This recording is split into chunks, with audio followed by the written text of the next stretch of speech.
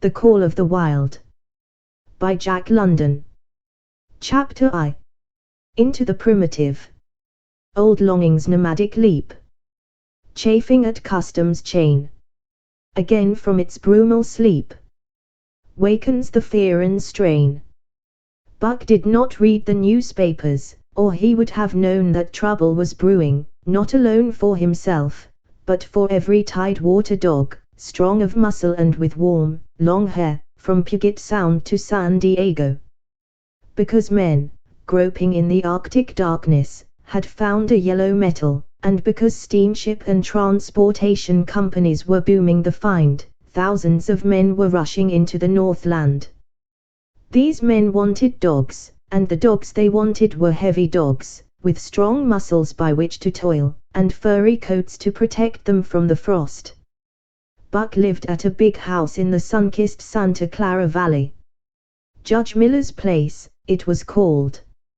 It stood back from the road, half hidden among the trees, through which glimpses could be caught of the wide cool veranda that ran around its four sides.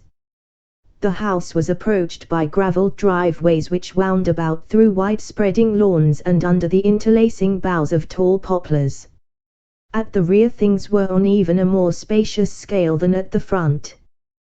There were great stables, where a dozen grooms and boys held forth, rows of vine-clad servants' cottages, an endless and orderly array of outhouses, long grape arbors, green pastures, orchards, and berry patches. Then there was the pumping plant for the artesian well, and the big cement tank where Judge Miller's boys took their morning plunge and kept cool in the hot afternoon. And over this great domain Buck ruled. Here he was born, and here he had lived the 4 years of his life. It was true, there were other dogs, there could not but be other dogs on so vast a place, but they did not count. They came and went, resided in the populous kennels, or lived obscurely in the recesses of the house after the fashion of Toots, the Japanese pug, or Isabel, the Mexican hairless, strange creatures that rarely put nose out of doors or set foot to ground.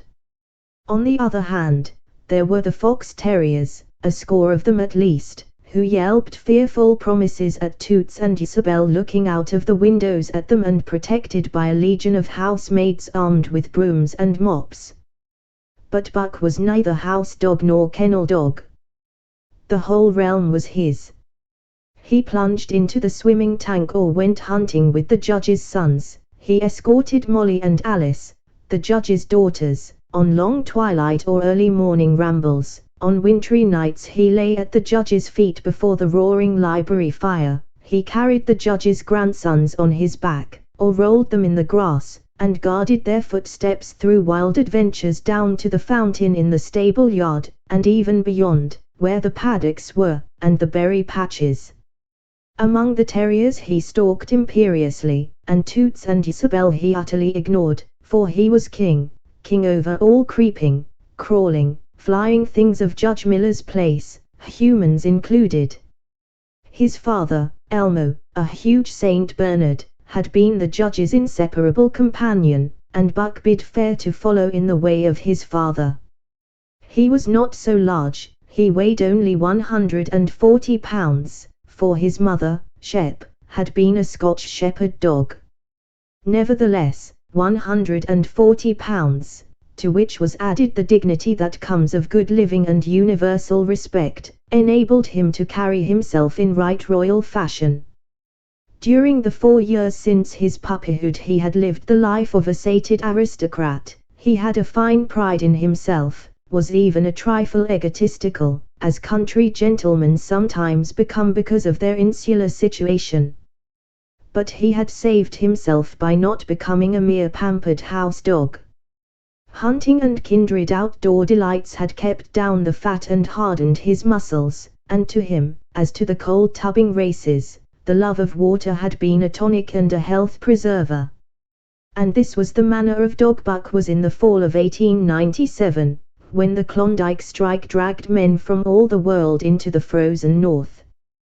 But Buck did not read the newspapers, and he did not know that Manuel, one of the gardener's helpers, was an undesirable acquaintance. Manuel had one besetting sin. He loved to play Chinese lottery. Also, in his gambling, he had one besetting weakness, faith in a system, and this made his damnation certain. For to play a system requires money, while the wages of a gardener's helper do not lap over the needs of a wife and numerous progeny. The judge was at a meeting of the Raisin Growers Association, and the boys were busy organizing an athletic club, on the memorable night of Manuel's treachery. No one saw him and Buck go off through the orchard on what Buck imagined was merely a stroll. And with the exception of a solitary man, no one saw them arrive at the little flag station known as College Park. This man talked with Manuel, and money chinked between them. "You might wrap up the goods before you deliver 'em," the stranger said gruffly, and Manuel doubled a piece of stout rope around Buck's neck under the collar. "Twist it, and you'll choke 'em plenty," said Manuel, and the stranger grunted a ready affirmative. Buck had accepted the rope with quiet dignity. To be sure, it was an unwanted performance, but he had learned to trust in men he knew, and to give them credit for a wisdom that outreached his own. But when the ends of the rope were placed in the stranger's hands, he growled menacingly. He had merely intimated his displeasure, in his pride believing that to intimate was to command. But to his surprise the rope tightened around his neck, shutting off his breath. In quick rage he sprang at the man, who met him halfway, grappled him close by the throat, and with a deft twist threw him over on his back. Then the rope tightened mercilessly, while Buck struggled in a fury, his tongue lolling out of his mouth and his great chest panting futilely. Never in all his life had he been so vilely treated, and never in all his life had he been so angry. But his strength ebbed, his eyes glazed, and he knew nothing when the train was flagged and the two men threw him into the baggage car. The next he knew, he was dimly aware that his tongue was hurting and that he was being jolted along in some kind of a conveyance. The hoarse shriek of a locomotive whistling a crossing told him where he was. He had traveled too often with the judge not to know the sensation of riding in a baggage car. He opened his eyes, and into them came the unbridled anger of a kidnapped king. The man sprang for his throat, but Buck was too quick for him. His jaws closed on the hand, nor did they relax till his senses were choked out of him once more. "Yep, has fits," the man said, hiding his mangled hand from the baggageman, who had been attracted by the sounds of struggle. "I'm taking 'em up for the boss to Frisco. A crack doctor there thinks that he can cure 'em." Concerning that night's ride, the man spoke most eloquently for himself, in a little shed back of a saloon on the San Francisco waterfront. "All I get is $50 for it," he grumbled, "and I wouldn't do it over for $1,000, cold cash." His hand was wrapped in a bloody handkerchief, and the right trouser leg was ripped from knee to ankle. "How much did the other mug get?" the saloon keeper demanded. "100 was the reply. "Wouldn't take a sou less, so help me." "That makes 150, the saloon keeper calculated, "and he's worth it, or I'm a squarehead." The kidnapper undid the bloody wrappings and looked at his lacerated hand. "If I don't get the hydrophobia, it'll be because you was born to hang," laughed the saloon keeper. "Here, lend me a hand before you pull your freight," he added. Dazed, suffering intolerable pain from throat and tongue, with the life half throttled out of him, Buck attempted to face his tormentors. But he was thrown down and choked repeatedly, till they succeeded in filing the heavy brass collar from off his neck. Then the rope was removed, and he was flung into a cage-like crate. There he lay for the remainder of the weary night, nursing his wrath and wounded pride. He could not understand what it all meant. What did they want with him, these strange men? Why were they keeping him pent up in this narrow crate? He did not know why, but he felt oppressed by the vague sense of impending calamity. Several times during the night he sprang to his feet when the shed door rattled open, expecting to see the judge, or the boys at least. But each time it was the bulging face of the saloon keeper that peered in at him by the sickly light of a tallow candle. And each time the joyful bark that trembled in Buck's throat was twisted into a savage growl. But the saloon keeper let him alone, and in the morning 4 men entered and picked up the crate. More tormentors, Buck decided, for they were evil-looking creatures, ragged and unkempt, and he stormed and raged at them through the bars. They only laughed and poked sticks at him, which he promptly assailed with his teeth till he realized that that was what they wanted. Whereupon he lay down sullenly and allowed the crate to be lifted into a wagon. Then he, and the crate in which he was imprisoned, began a passage through many hands. Clerks in the express office took charge of him. He was carted about in another wagon, a truck carried him, with an assortment of boxes and parcels, upon a ferry steamer. He was trucked off the steamer into a great railway depot, and finally he was deposited in an express car. For 2 days and nights this express car was dragged along at the tail of shrieking locomotives, and for 2 days and nights Buck neither ate nor drank. In his anger he had met the first advances of the express messengers with growls, and they had retaliated by teasing him. When he flung himself against the bars, quivering and frothing, they laughed at him and taunted him. They growled and barked like detestable dogs, mewed, and flapped their arms and crowed. It was all very silly, he knew, but therefore the more outrage to his dignity, and his anger waxed and waxed. He did not mind the hunger so much, but the lack of water caused him severe suffering and fanned his wrath to fever pitch. For that matter, high-strung and finely sensitive, the ill treatment had flung him into a fever, which was fed by the inflammation of his parched and swollen throat and tongue. He was glad for one thing: the rope was off his neck. That had given them an unfair advantage, but now that it was off, he would show them. They would never get another rope around his neck. Upon that he was resolved. For 2 days and nights he neither ate nor drank, and during those 2 days and nights of torment, he accumulated a fund of wrath that boded ill for whoever first fell foul of him. His eyes turned bloodshot, and he was metamorphosed into a raging fiend. So changed was he that the judge himself would not have recognized him, and the express messengers breathed with relief when they bundled him off the train at Seattle. 4 men gingerly carried the crate from the wagon into a small, high-walled backyard. A stout man, with a red sweater that sagged generously at the neck, came out and signed the book for the driver. That was the man, Buck divined, the next tormentor, and he hurled himself savagely against the bars. The man smiled grimly, and brought a hatchet and a club. "You ain't going to take him out now?" the driver asked. "Sure," the man replied, driving the hatchet into the crate for a pry. There was an instantaneous scattering of the 4 men who had carried it in, and from safe perches on top the wall they prepared to watch the performance. Buck rushed at the splintering wood, sinking his teeth into it, surging and wrestling with it.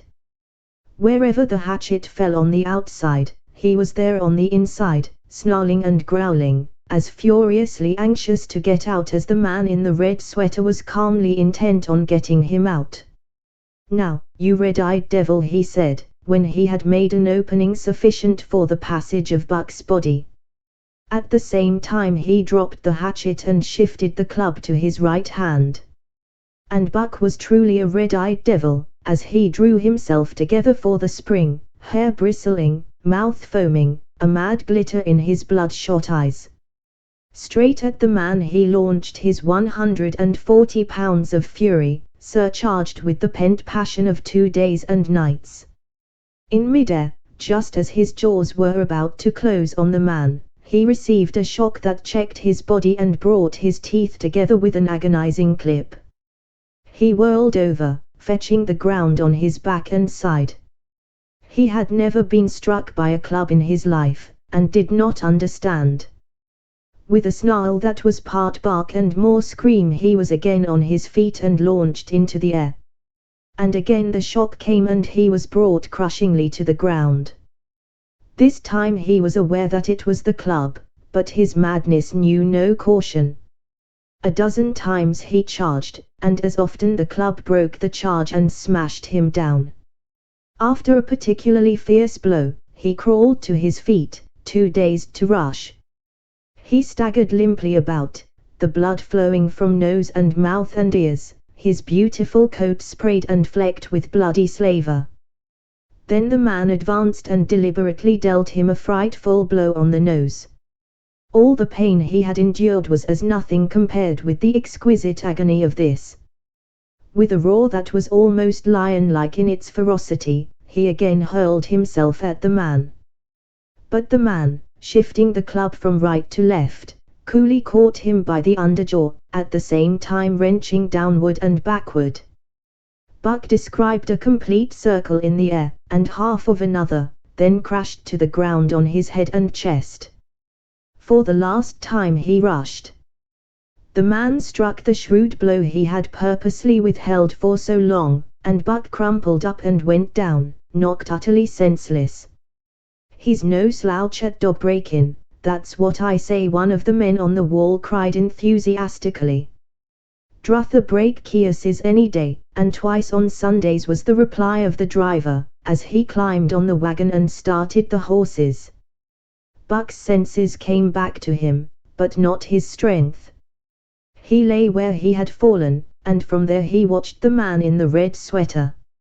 "Answers to the name of Buck," the man soliloquized, quoting from the saloon keeper's letter which had announced the consignment of the crate and contents. "Well, Buck, my boy," he went on in a genial voice, "we've had our little ruction, and the best thing we can do is to let it go at that. You've learned your place, and I know mine. Be a good dog and all'll go well and the goose hang high. Be a bad dog, and I'll whale the stuffin' out o' you. Understand?" As he spoke he fearlessly patted the head he had so mercilessly pounded, and though Buck's hair involuntarily bristled at touch of the hand, he endured it without protest. When the man brought him water he drank eagerly, and later bolted a generous meal of raw meat, chunk by chunk, from the man's hand. He was beaten, he knew that, but he was not broken. He saw, once for all, that he stood no chance against a man with a club. He had learned the lesson, and in all his afterlife he never forgot it. That club was a revelation. It was his introduction to the reign of primitive law, and he met the introduction halfway. The facts of life took on a fiercer aspect, and while he faced that aspect uncowed, he faced it with all the latent cunning of his nature aroused.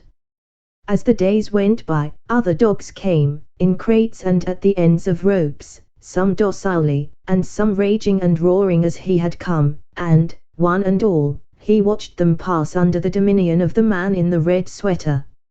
Again and again, as he looked at each brutal performance, the lesson was driven home to Buck: a man with a club was a lawgiver, a master to be obeyed, though not necessarily conciliated. Of this last Buck was never guilty, though he did see beaten dogs that fawned upon the man, and wagged their tails, and licked his hand. Also he saw one dog, that would neither conciliate nor obey, finally killed in the struggle for mastery. Now and again men came, strangers, who talked excitedly, wheedlingly, and in all kinds of fashions to the man in the red sweater. And at such times that money passed between them, the strangers took one or more of the dogs away with them. Buck wondered where they went, for they never came back, but the fear of the future was strong upon him, and he was glad each time when he was not selected. Yet his time came, in the end, in the form of a little weazened man who spat broken English and many strange and uncouth exclamations which Buck could not understand. "Sacadam," he cried, when his eyes lit upon Buck. "That one damn bully dog. Eh? How mock? 300, and a present at that," was the prompt reply of the man in the red sweater.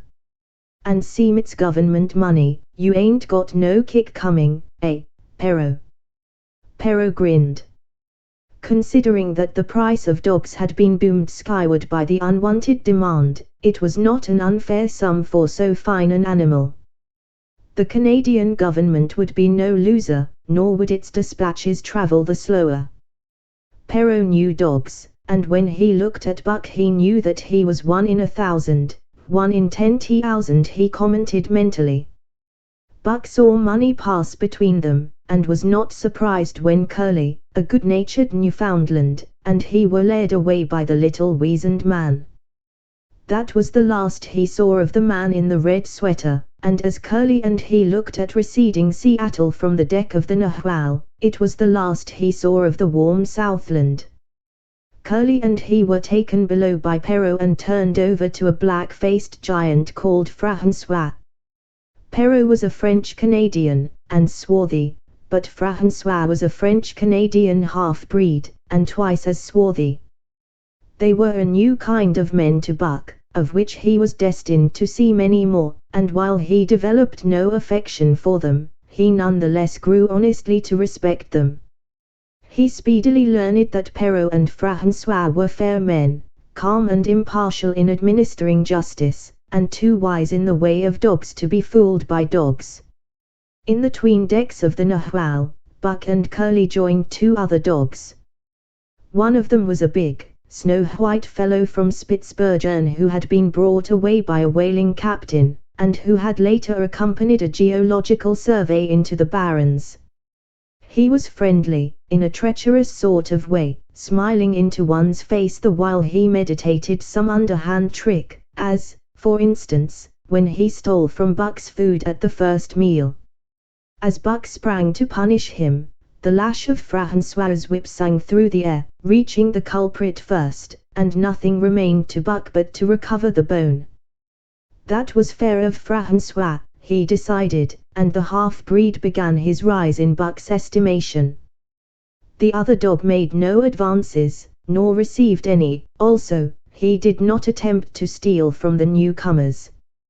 He was a gloomy, morose fellow, and he showed Curly plainly that all he desired was to be left alone, and further, that there would be trouble if he were not left alone.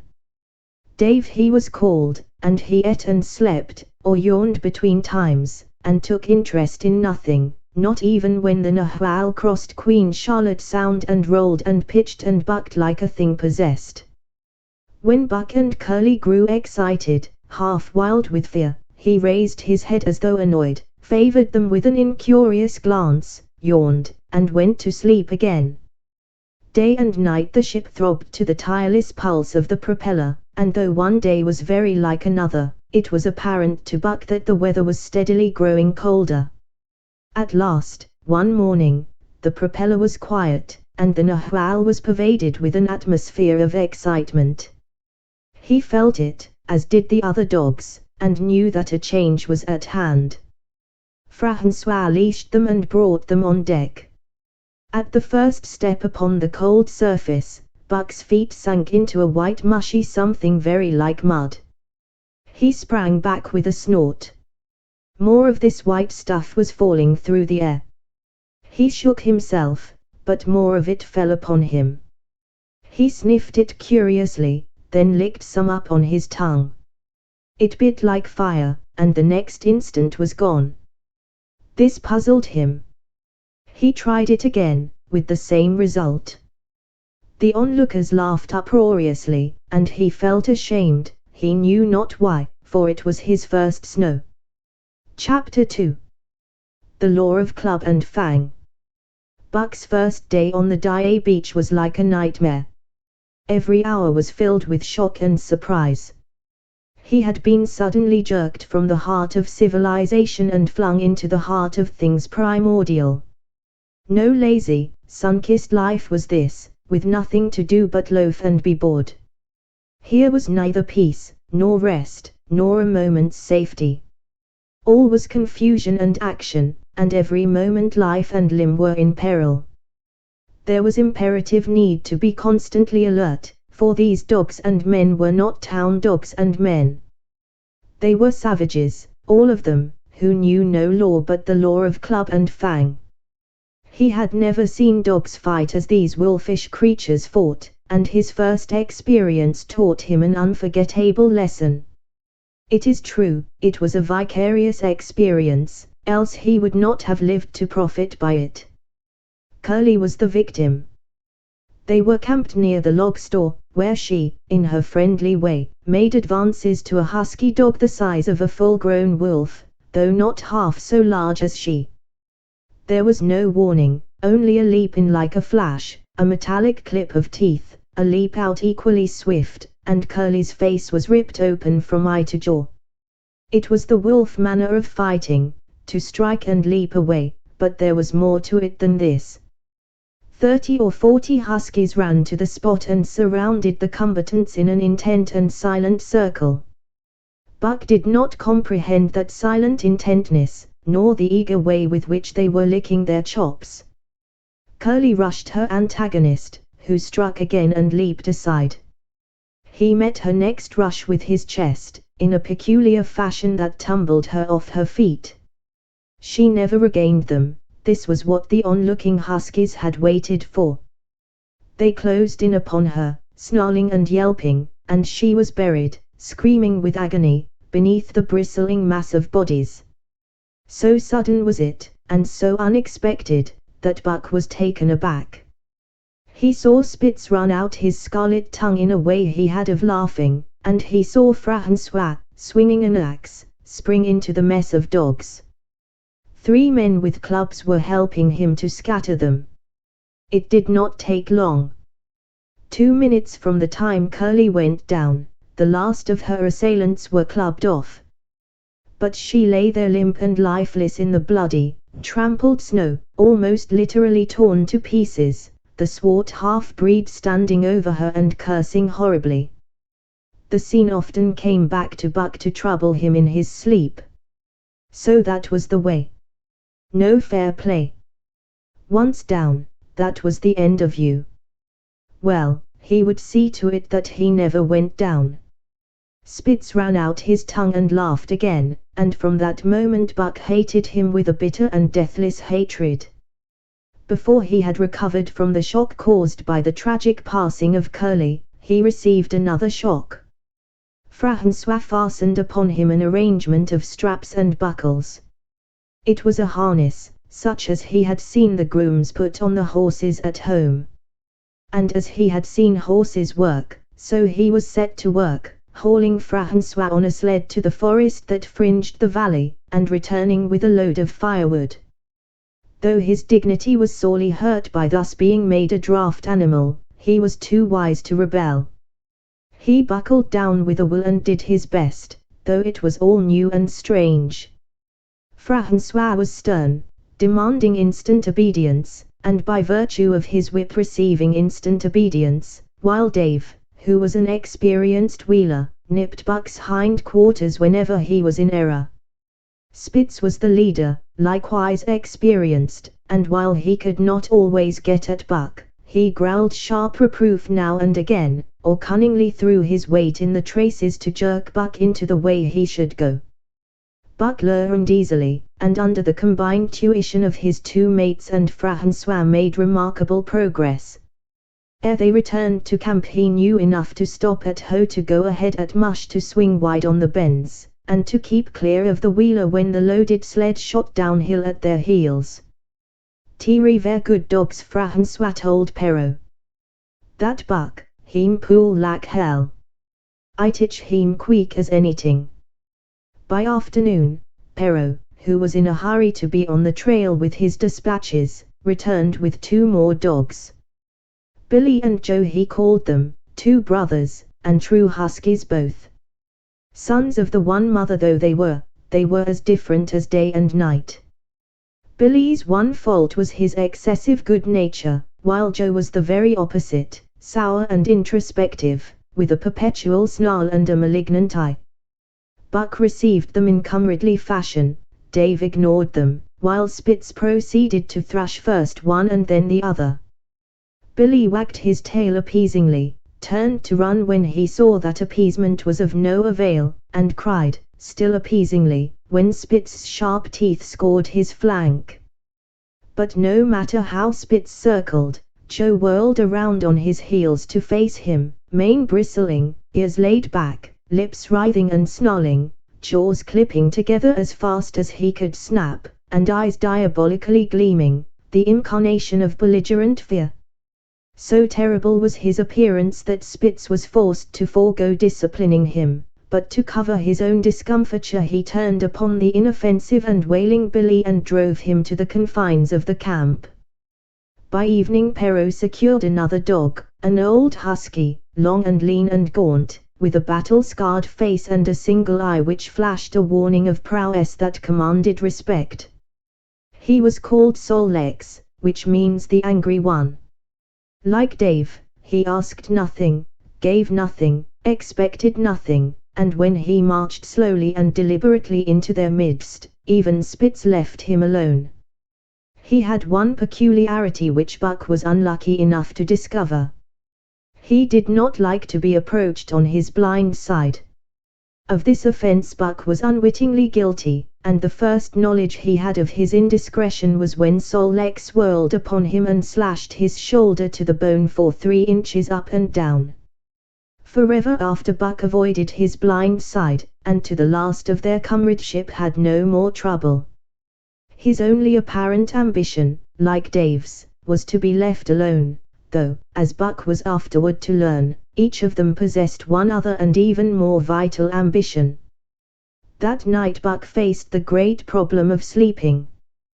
The tent, illumined by a candle, glowed warmly in the midst of the white plain, and when he, as a matter of course, entered it, both Perrault and Francois bombarded him with curses and cooking utensils, till he recovered from his consternation and fled ignominiously into the outer cold.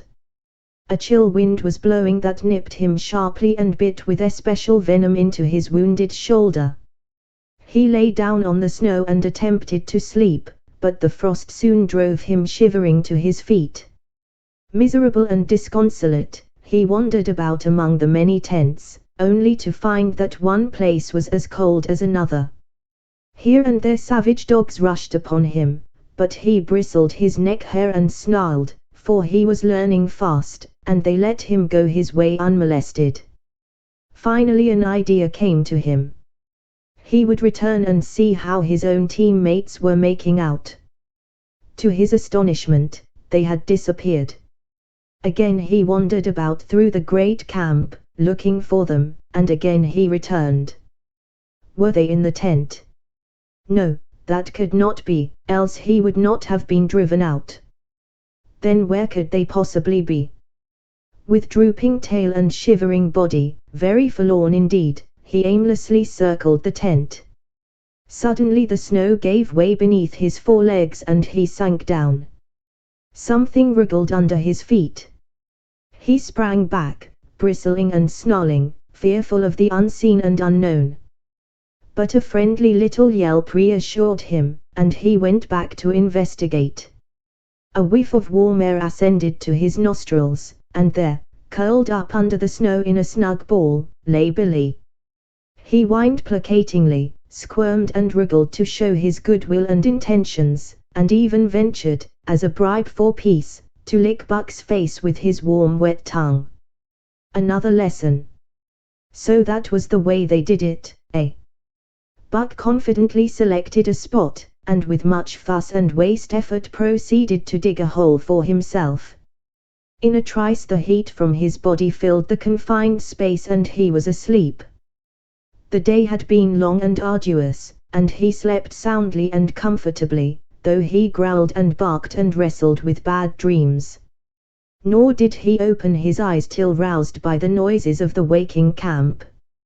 At first he did not know where he was. It had snowed during the night and he was completely buried. The snow walls pressed him on every side, and a great surge of fear swept through him, the fear of the wild thing for the trap. It was a token that he was harking back through his own life to the lives of his forebears, for he was a civilized dog, an unduly civilized dog, and of his own experience knew no trap and so could not of himself fear it. The muscles of his whole body contracted spasmodically and instinctively, the hair on his neck and shoulders stood on end, and with a ferocious snarl he bounded straight up into the blinding day, the snow flying about him in a flashing cloud. Ere he landed on his feet, he saw the white camp spread out before him and knew where he was and remembered all that had passed from the time he went for a stroll with Manuel to the hole he had dug for himself the night before. A shout from Francois hailed his appearance. "What I say," the dog driver cried to Perrault. "That buck for sure learn quick as anything." Perrault nodded gravely. As courier for the Canadian government, bearing important dispatches, he was anxious to secure the best dogs, and he was particularly gladdened by the possession of Buck. 3 more huskies were added to the team inside an hour, making a total of 9, and before another quarter of an hour had passed they were in harness and swinging up the trail toward the Die Cannon. Buck was glad to be gone, and though the work was hard he found he did not particularly despise it. He was surprised at the eagerness which animated the whole team and which was communicated to him, but still more surprising was the change wrought in Dave and Sol Legs. They were new dogs, utterly transformed by the harness. All passiveness and unconcern had dropped from them. They were alert and active, anxious that the work should go well, and fiercely irritable with whatever, by delay or confusion, retarded that work. The toil of the traces seemed the supreme expression of their being, and all that they lived for and the only thing in which they took delight. Dave was wheeler or sled dog, pulling in front of him was Buck, then came Sol Legs, the rest of the team was strung out ahead, single file, to the leader, which position was filled by Spitz. Buck had been purposely placed between Dave and Sol Legs so that he might receive instruction. Apt scholar that he was, they were equally apt teachers, never allowing him to linger long in error, and enforcing their teaching with their sharp teeth. Dave was fair and very wise. He never nipped Buck without cause, and he never failed to nip him when he stood in need of it. As Francois's whip backed him up, Buck found it to be cheaper to mend his ways than to retaliate. Once, during a brief halt, when he got tangled in the traces and delayed the start, both Dave and Sol Legs flew at him and administered a sound trouncing. The resulting tangle was even worse, but Buck took good care to keep the traces clear thereafter, and ere the day was done, so well had he mastered his work, his mates about ceased nagging him. Francois's whip snapped less frequently, and Perrault even honored Buck by lifting up his feet and carefully examining them. It was a hard day's run, up the cannon, through Sheep Camp, past the scales and the timberline, across glaciers and snowdrifts hundreds of feet deep, and over the great Chilkoot Divide, which stands between the salt water and the fresh and guards forbiddingly the sad and lonely north. They made good time down the chain of lakes which fills the craters of extinct volcanoes, and late that night pulled into the huge camp at the head of Lake Bennett, where thousands of gold seekers were building boats against the break-up of the ice in the spring. Buck made his hole in the snow and slept the sleep of the exhausted just, but all too early was routed out in the cold darkness and harnessed with his mates to the sled. That day they made 40 miles, the trail being packed, but the next day, and for many days to follow, they broke their own trail, worked harder, and made poorer time.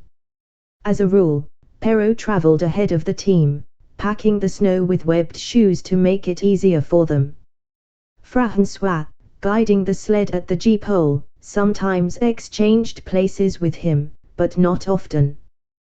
Perrault was in a hurry, and he prided himself on his knowledge of ice, which knowledge was indispensable, for the fall ice was very thin, and where there was swift water, there was no ice at all. Day after day, for days unending, Buck toiled in the traces. Always, they broke camp in the dark, and the first gray of dawn found them hitting the trail with fresh miles reeled off behind them. And always they pitched camp after dark, eating their bit of fish, and crawling to sleep into the snow. Buck was ravenous. The pound-and-a-half of sun-dried salmon, which was his ration for each day, seemed to go nowhere. He never had enough, and suffered from perpetual hunger pangs. Yet the other dogs, because they weighed less and were born to the life, received a pound only of the fish and managed to keep in good condition. He swiftly lost the fastidiousness which had characterized his old life. A dainty eater, he found that his mates, finishing first, robbed him of his unfinished ration. There was no defending it. While he was fighting off 2 or 3, it was disappearing down the throats of the others. To remedy this, he ate as fast as they, and, so greatly did hunger compel him, he was not above taking what did not belong to him. He watched and learned. When he saw Pike, one of the new dogs, a clever malinger and thief, slyly steal a slice of bacon when Perrault's back was turned, he duplicated the performance the following day, getting away with the whole chunk. A great uproar was raised, but he was unsuspected, while Dub, an awkward blunderer who was always getting caught, was punished for Buck's misdeed. This first theft marked Buck as fit to survive in the hostile Northland environment. It marked his adaptability, his capacity to adjust himself to changing conditions, the lack of which would have meant swift and terrible death. It marked, further, the decay or going to pieces of his moral nature, a vain thing and a handicap in the ruthless struggle for existence. It was all well enough in the Southland, under the law of love and fellowship, to respect private property and personal feelings, but in the Northland, under the law of club and fang, whoso took such things into account was a fool, and in so far as he observed them he would fail to prosper. Not that Buck reasoned it out. He was fit, that was all, and unconsciously he accommodated himself to the new mode of life. All his days, no matter what the odds, he had never run from a fight. But the club of the man in the red sweater had beaten into him a more fundamental and primitive code. Civilized, he could have died for a moral consideration, say the defense of Judge Miller's riding whip, but the completeness of his decivilization was now evidenced by his ability to flee from the defense of a moral consideration and so save his hide. He did not steal for joy of it, but because of the clamor of his stomach. He did not rob openly, but stole secretly and cunningly, out of respect for club and fang. In short, the things he did were done because it was easier to do them than not to do them. His development, or retrogression, was rapid. His muscles became hard as iron, and he grew callous to all ordinary pain. He achieved an internal as well as external economy. He could eat anything, no matter how loathsome or indigestible, and, once eaten, the juices of his stomach extracted the last least particle of nutriment, and his blood carried it to the farthest reaches of his body, building it into the toughest and stoutest of tissues. Sight and scent became remarkably keen, while his hearing developed such acuteness that in his sleep he heard the faintest sound and knew whether it heralded peace or peril. He learned to bite the ice out with his teeth when it collected between his toes, and when he was thirsty and there was a thick scum of ice over the water hole, he would break it by rearing and striking it with stiff forelegs. His most conspicuous trait was an ability to scent the wind and forecast it a night in advance. No matter how breathless the air when he dug his nest by tree or bank, the wind that later blew inevitably found him to leeward, sheltered and snug. And not only did he learn by experience, but instincts long dead became alive again. The domesticated generations fell from him. In vague ways he remembered back to the youth of the breed, to the time the wild dogs ranged in packs through the primeval forest and killed their meat as they ran it down. It was no task for him to learn to fight with cut and slash and the quick wolf snap. In this manner had fought forgotten ancestors. They quickened the old life within him, and the old tricks which they had stamped into the heredity of the breed were his tricks. They came to him without effort or discovery, as though they had been his always. And when, on the still cold nights, he pointed his nose at a star and howled long and wolf-like, it was his ancestors, dead and dust, pointing nose at star and howling down through the centuries and through him. And his cadences were their cadences, the cadences which voiced their woe and what to them was the meaning of the stiffness, and the cold, and dark. Thus, as token of what a puppet thing life is, the ancient song surged through him and he came into his own again, and he came because men had found a yellow metal in the north, and because Manuel was a gardener's helper whose wages did not lap over the needs of his wife and divers small copies of himself. Chapter 3. The Dominant Primordial Beast. The dominant primordial beast was strong in buck, and under the fierce conditions of trail life it grew and grew. Yet it was a secret growth. His newborn cunning gave him poise and control. He was too busy adjusting himself to the new life to feel at ease, and not only did he not pick fights, but he avoided them whenever possible. A certain deliberateness characterized his attitude. He was not prone to rashness and precipitate action, and in the bitter hatred between him and Spitz he betrayed no impatience, shunned all offensive acts. On the other hand, possibly because he divined in Buck a dangerous rival, Spitz never lost an opportunity of showing his teeth. He even went out of his way to bully Buck, striving constantly to start the fight which could end only in the death of one or the other. Early in the trip this might have taken place had it not been for an unwanted accident. At the end of this day they made a bleak and miserable camp on the shore of Lake La Barge. Driving snow, a wind that cut like a white-hot knife, and darkness had forced them to grope for a camping place. They could hardly have fared worse. At their backs rose a perpendicular wall of rock, and Perrault and François were compelled to make their fire and spread their sleeping robes on the ice of the lake itself. The tent they had discarded at Daae in order to travel light. A few sticks of driftwood furnished them with a fire that thawed down through the ice and left them to eat supper in the dark. Close in under the sheltering rock Buck made his nest. So snug and warm was it, that he was loath to leave it when François distributed the fish which he had first thawed over the fire. But when Buck finished his ration and returned, he found his nest occupied. A warning snarl told him that the trespasser was Spitz. Till now Buck had avoided trouble with his enemy, but this was too much. The beast in him roared.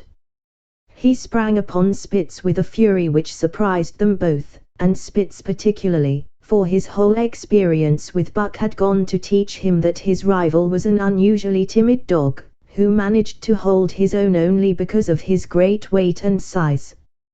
François was surprised, too, when they shot out in a tangle from the disrupted nest and he divined the cause of the trouble.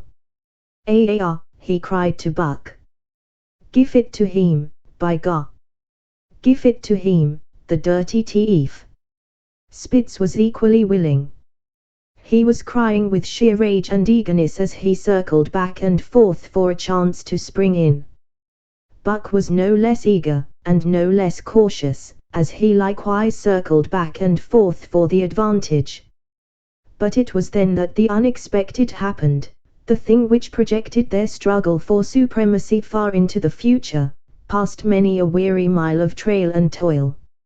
An oath from Perrault, the resounding impact of a club upon a bony frame, and a shrill yelp of pain, heralded the breaking forth of pandemonium. The camp was suddenly discovered to be alive with skulking furry forms, starving huskies, 4 or 5 score of them, who had scented the camp from some Indian village.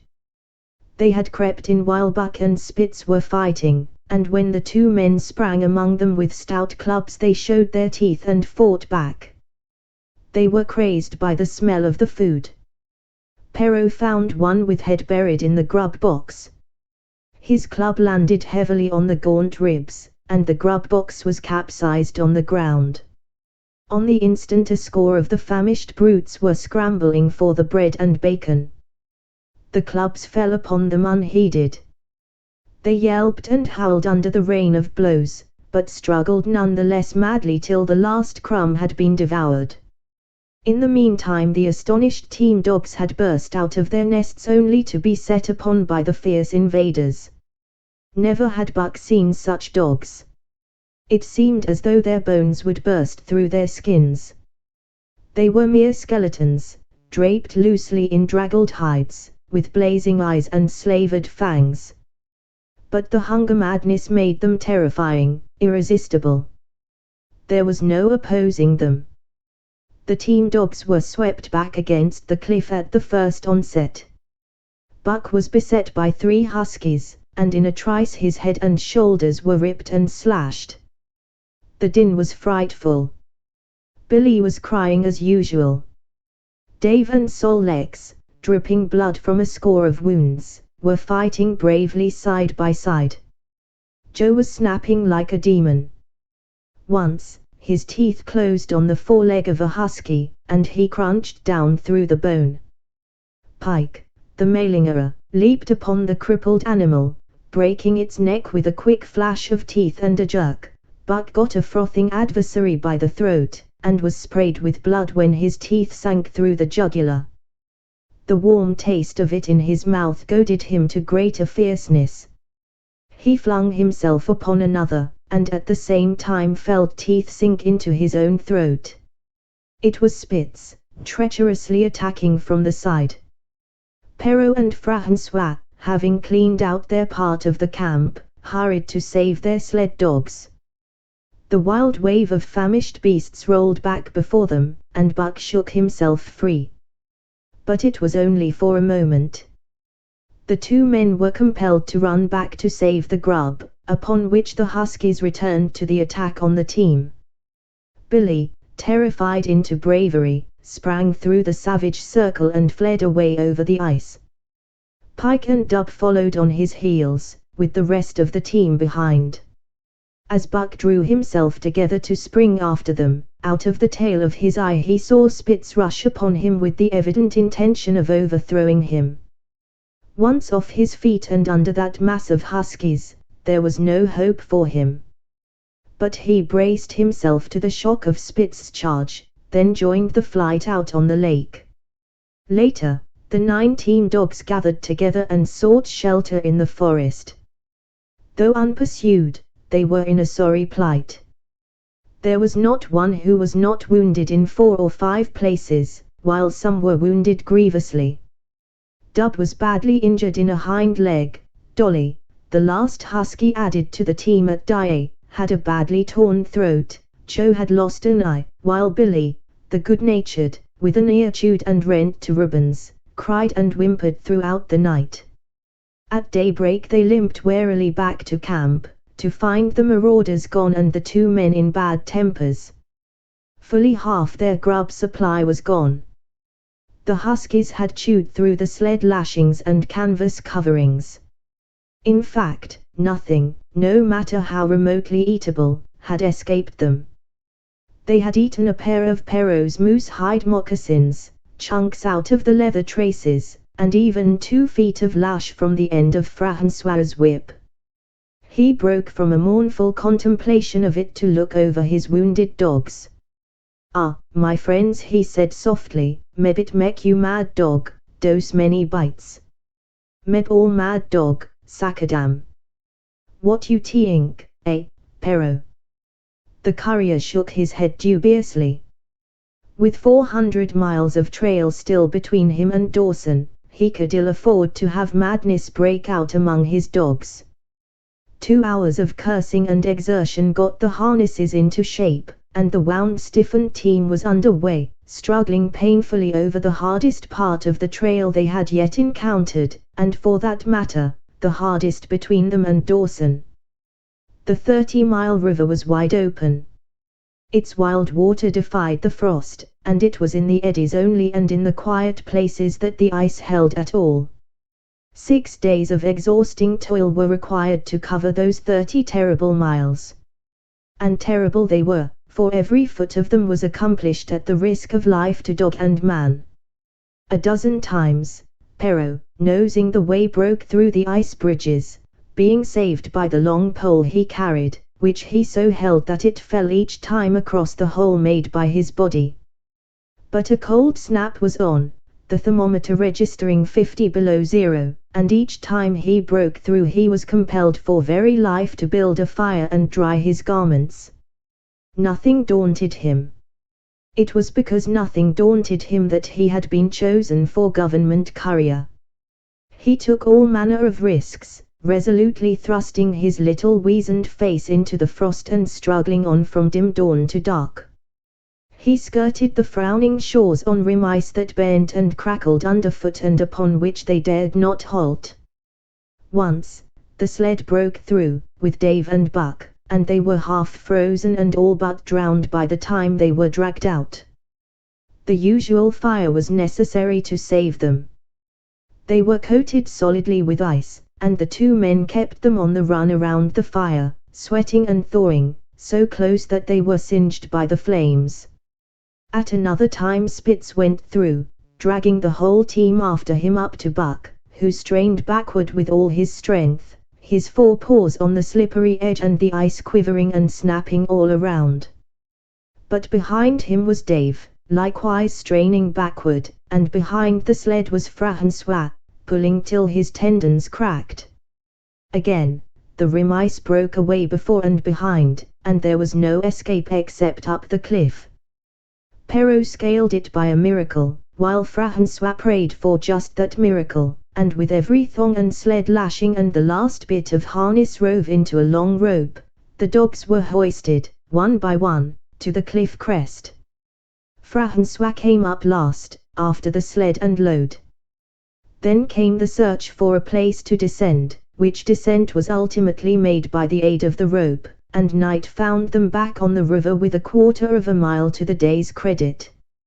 By the time they made the Houtalinquois and good ice, Buck was played out. The rest of the dogs were in like condition, but Perrault, to make up lost time, pushed them late and early. The first day they covered 35 miles to the Big Salmon, the next day 35 more to the Little Salmon, the third day 40 miles, which brought them well up toward the Five Fingers. Buck's feet were not so compact and hard as the feet of the huskies. His had softened during the many generations since the day his last wild ancestor was tamed by a cave dweller or river man. All day long he limped in agony, and camp once made, lay down like a dead dog. Hungry as he was, he would not move to receive his ration of fish, which Francois had to bring to him. Also, the dog driver rubbed Buck's feet for half an hour each night after supper, and sacrificed the tops of his own moccasins to make 4 moccasins for Buck. This was a great relief, and Buck caused even the weazened face of Perrault to twist itself into a grin one morning, when Francois forgot the moccasins and Buck lay on his back, his 4 feet waving appealingly in the air, and refused to budge without them. Later his feet grew hard to the trail, and the worn-out footgear was thrown away. At the Pelly one morning, as they were harnessing up, Dolly, who had never been conspicuous for anything, went suddenly mad. She announced her condition by a long, heart-breaking wolf howl that sent every dog bristling with fear, then sprang straight for Buck. He had never seen a dog go mad, nor did he have any reason to fear madness, yet he knew that here was horror, and fled away from it in a panic. Straight away he raced, with Dolly, panting and frothing, one leap behind, nor could she gain on him, so great was his terror, nor could he leave her, so great was her madness. He plunged through the wooded breast of the island, flew down to the lower end, crossed a back channel filled with rough ice to another island, gained a third island, curved back to the main river, and in desperation started to cross it. And all the time, though he did not look, he could hear her snarling just one leap behind. Francois called to him a quarter of a mile away and he doubled back, still one leap ahead, gasping painfully for air and putting all his faith in that Francois would save him. The dog driver held the axe poised in his hand, and as Buck shot past him the axe crashed down upon Mad Dolly's head. Buck staggered over against the sled, exhausted, sobbing for breath, helpless. This was Spitz's opportunity. He sprang upon Buck, and twice his teeth sank into his unresisting foe and ripped and tore the flesh to the bone. Then Francois's lash descended, and Buck had the satisfaction of watching Spitz receive the worst whipping as yet administered to any of the teams. "One devil, that Spitz," remarked Perrault. "Some damn day him kill that Buck." "That Buck two devils," was Francois's rejoinder. "All the time I watch that Buck I know for sure. Listen, some damn fine day him get mad like hell and den him chew that Spitz all up and spit him out on the snow." "Sure. I know." From then on it was war between them. Spitz, as lead dog and acknowledged master of the team, felt his supremacy threatened by this strange Southland dog. And strange Buck was to him, for of the many Southland dogs he had known, not one had shown up worthily in camp and on trail. They were all too soft, dying under the toil, the frost, and starvation. Buck was the exception. He alone endured and prospered, matching the husky in strength, savagery, and cunning. Then he was a masterful dog, and what made him dangerous was the fact that the club of the man in the red sweater had knocked all blind pluck and rashness out of his desire for mastery. He was preeminently cunning, and could bide his time with a patience that was nothing less than primitive. It was inevitable that the clash for leadership should come. Buck wanted it. He wanted it because it was his nature, because he had been gripped tight by that nameless, incomprehensible pride of the trail and trace, that pride which holds dogs in the toil to the last gasp, which lures them to die joyfully in the harness, and breaks their hearts if they are cut out of the harness. This was the pride of Dave as wheel dog, of Sol Lex as he pulled with all his strength, the pride that laid hold of them at break of camp, transforming them from sour and sullen brutes into straining, eager, ambitious creatures, the pride that spurred them on all day and dropped them at pitch of camp at night, letting them fall back into gloomy unrest and uncontent. This was the pride that bore up Spitz and made him thrash the sled dogs who blundered and shirked in the traces or hid away at harness-up time in the morning. Likewise it was this pride that made him fear Buck as a possible lead dog. And this was Buck's pride, too. He openly threatened the other's leadership. He came between him and the shirks he should have punished. And he did it deliberately. One night there was a heavy snowfall, and in the morning Pike, the malingerer, did not appear. He was securely hidden in his nest under a foot of snow. Francois called him and sought him in vain. Spitz was wild with wrath. He raged through the camp, smelling and digging in every likely place, snarling so frightfully that Pike heard and shivered in his hiding place. But when he was at last unearthed, and Spitz flew at him to punish him, Buck flew, with equal rage, in between. So unexpected was it, and so shrewdly managed, that Spitz was hurled backward and off his feet. Pike, who had been trembling abjectly, took heart at this open mutiny, and sprang upon his overthrown leader. Buck, to whom fair play was a forgotten code, likewise sprang upon Spitz. But Francois, chuckling at the incident while unswerving in the administration of justice, brought his lash down upon Buck with all his might. This failed to drive Buck from his prostrate rival, and the butt of the whip was brought into play. Half stunned by the blow, Buck was knocked backward and the lash laid upon him again and again, while Spitz soundly punished the many times offending pike. In the days that followed, as Dawson grew closer and closer, Buck still continued to interfere between Spitz and the culprits, but he did it craftily. When Francois was not around, with the covert mutiny of Buck, a general insubordination sprang up and increased. Dave and Sol Lex were unaffected, but the rest of the team went from bad to worse. Things no longer went right. There was continual bickering and jangling. Trouble was always afoot, and at the bottom of it was Buck.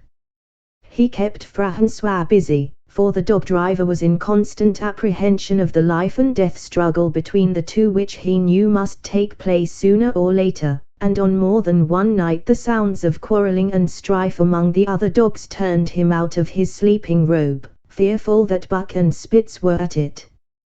But the opportunity did not present itself, and they pulled into Dawson one dreary afternoon with the great fight still to come. Here were many men, and countless dogs, and Buck found them all at work. It seemed the ordained order of things that dogs should work. All day they swung up and down the main street in long teams, and in the night their jingling bells still went by. They hauled cabin logs and firewood, freighted up to the mines, and did all manner of work that horses did in the Santa Clara Valley. Here and there Buck met Southland dogs, but in the main they were the wild wolf husky breed. Every night, regularly, at 9, at 12, at 3, they lifted a nocturnal song, a weird and eerie chant, in which it was Buck's delight to join. With the aurora borealis flaming coldly overhead, or the stars leaping in the frost dance, and the land numb and frozen under its pall of snow, this song of the huskies might have been the defiance of life, only it was pitched in minor key, with long-drawn wailings and half-sobs, and was more the pleading of life, the articulate travail of existence. It was an old song, old as the breed itself, one of the first songs of the younger world in a day when songs were sad. It was invested with the woe of unnumbered generations, this plaint by which Buck was so strangely stirred. When he moaned and sobbed, it was with the pain of living that was of old the pain of his wild fathers, and the fear and mystery of the cold and dark that was to them fear and mystery. And that he should be stirred by it marked the completeness with which he harked back through the ages of fire and roof to the raw beginnings of life in the howling ages. 7 days from the time they pulled into Dawson, they dropped down the steep bank by the barracks to the Yukon Trail, and pulled for Dye and Salt Water. Perrault was carrying dispatches if anything more urgent than those he had brought in. Also, the travel pride had gripped him, and he purposed to make the record trip of the year. Several things favored him in this. The week's rest had recuperated the dogs and put them in thorough trim. The trail they had broken into the country was packed hard by later journeyers.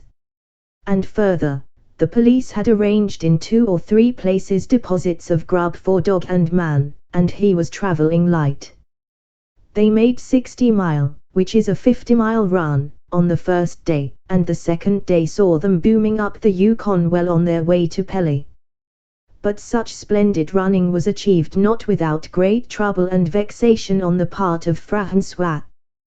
The insidious revolt led by Buck had destroyed the solidarity of the team.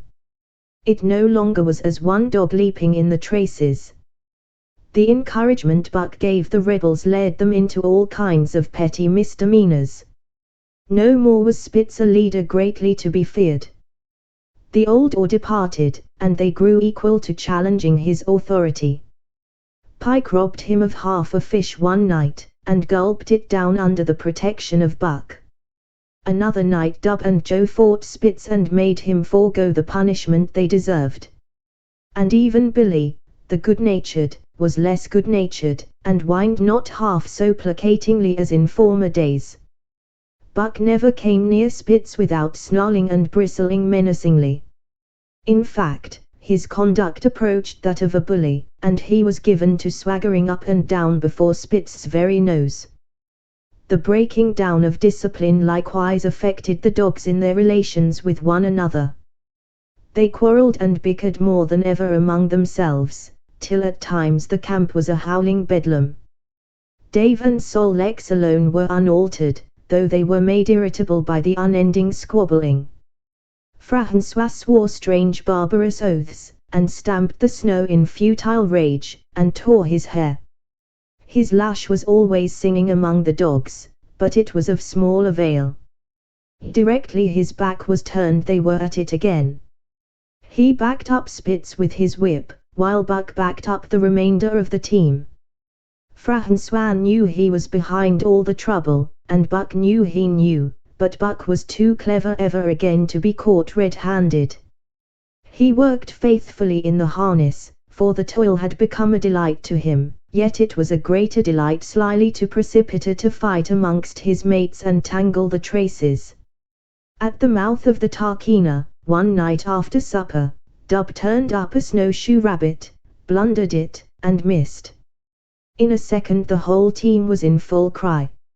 100 yards away was a camp of the Northwest Police, with 50 dogs, huskies all, who joined the chase. The rabbit sped down the river, turned off into a small creek, up the frozen bed of which it held steadily. It ran lightly on the surface of the snow, while the dogs plowed through by main strength. Buck led the pack, 60 strong, around bend after bend, but he could not gain. He lay down low to the race, whining eagerly, his splendid body flashing forward, leap by leap, in the wan white moonlight. And leap by leap, like some pale frost wraith, the snowshoe rabbit flashed on ahead.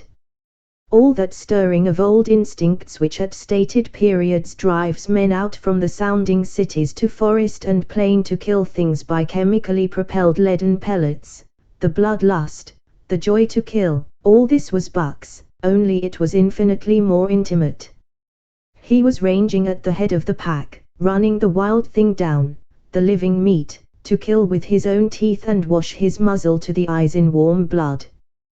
There is an ecstasy that marks the summit of life, and beyond which life cannot rise. And such is the paradox of living. This ecstasy comes when one is most alive, and it comes as a complete forgetfulness that one is alive. This ecstasy, this forgetfulness of living, comes to the artist, caught up and out of himself in a sheet of flame. It comes to the soldier, war mad on a stricken field and refusing quarter, and it came to Buck, leading the pack, sounding the old wolf cry, straining after the food that was alive and that fled swiftly before him through the moonlight.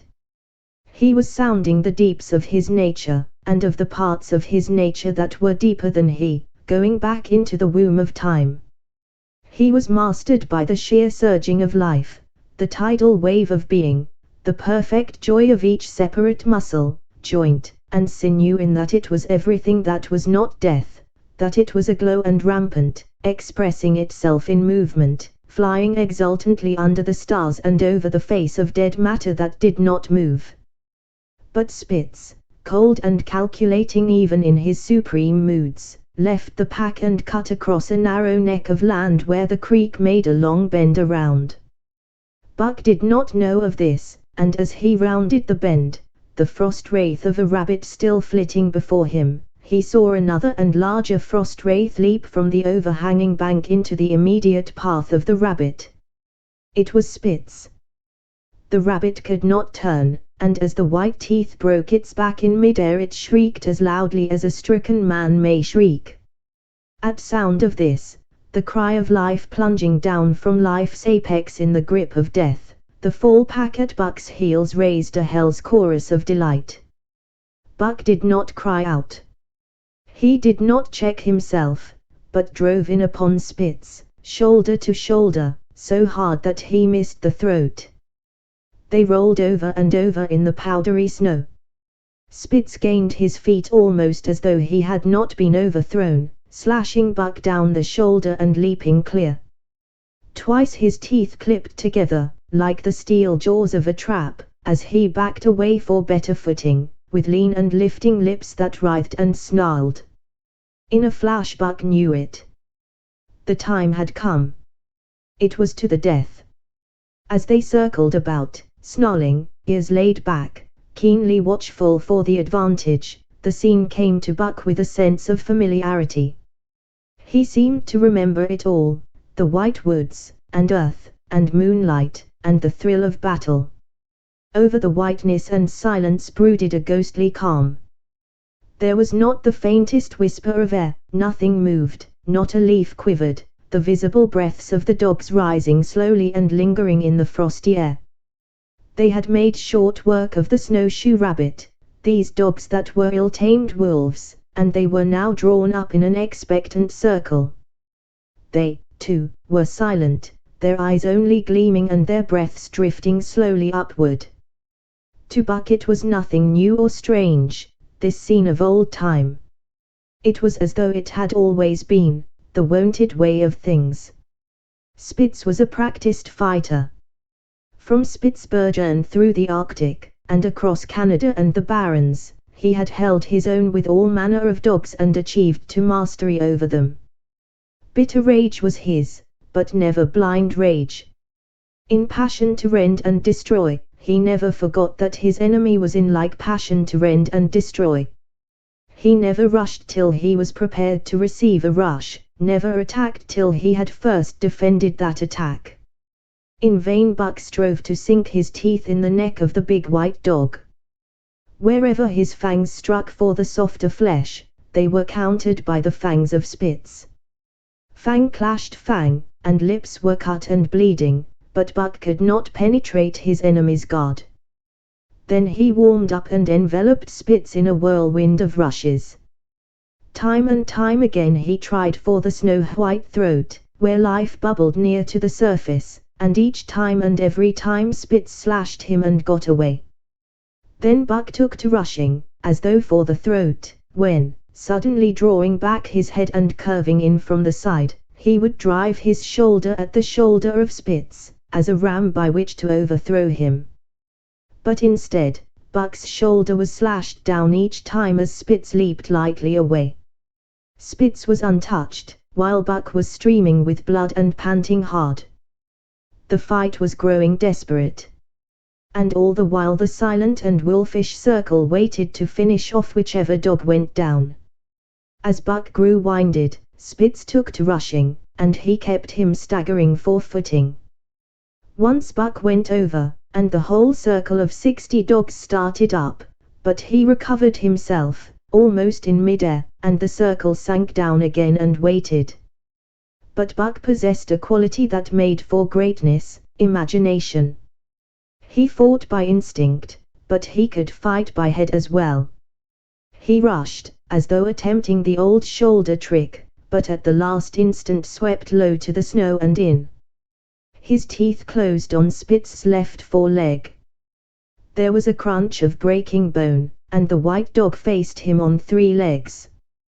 Thrice he tried to knock him over, then repeated the trick and broke the right foreleg. Despite the pain and helplessness, Spitz struggled madly to keep up. He saw the silent circle, with gleaming eyes, lolling tongues, and silvery breaths drifting upward, closing in upon him as he had seen similar circles close in upon beaten antagonists in the past.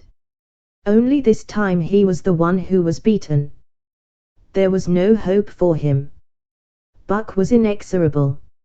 Mercy was a thing reserved for gentler climes.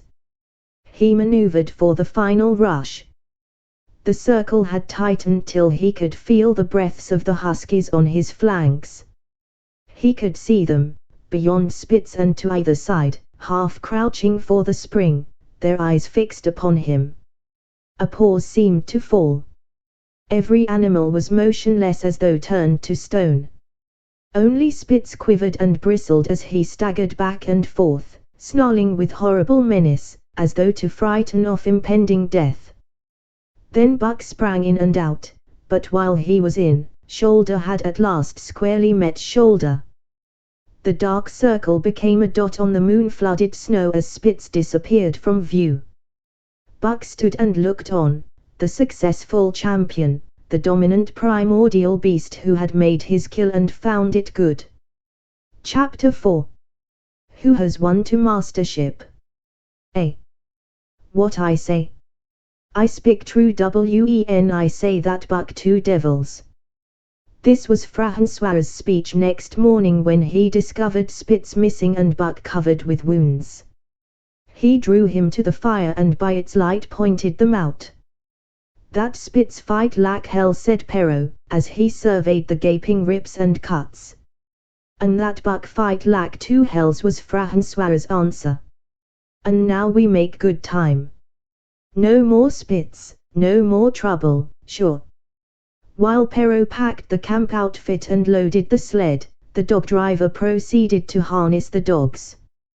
Buck trotted up to the place Spitz would have occupied as leader, but Francois, not noticing him, brought Sol-Leks to the coveted position. In his judgment, Sol-Leks was the best lead dog left.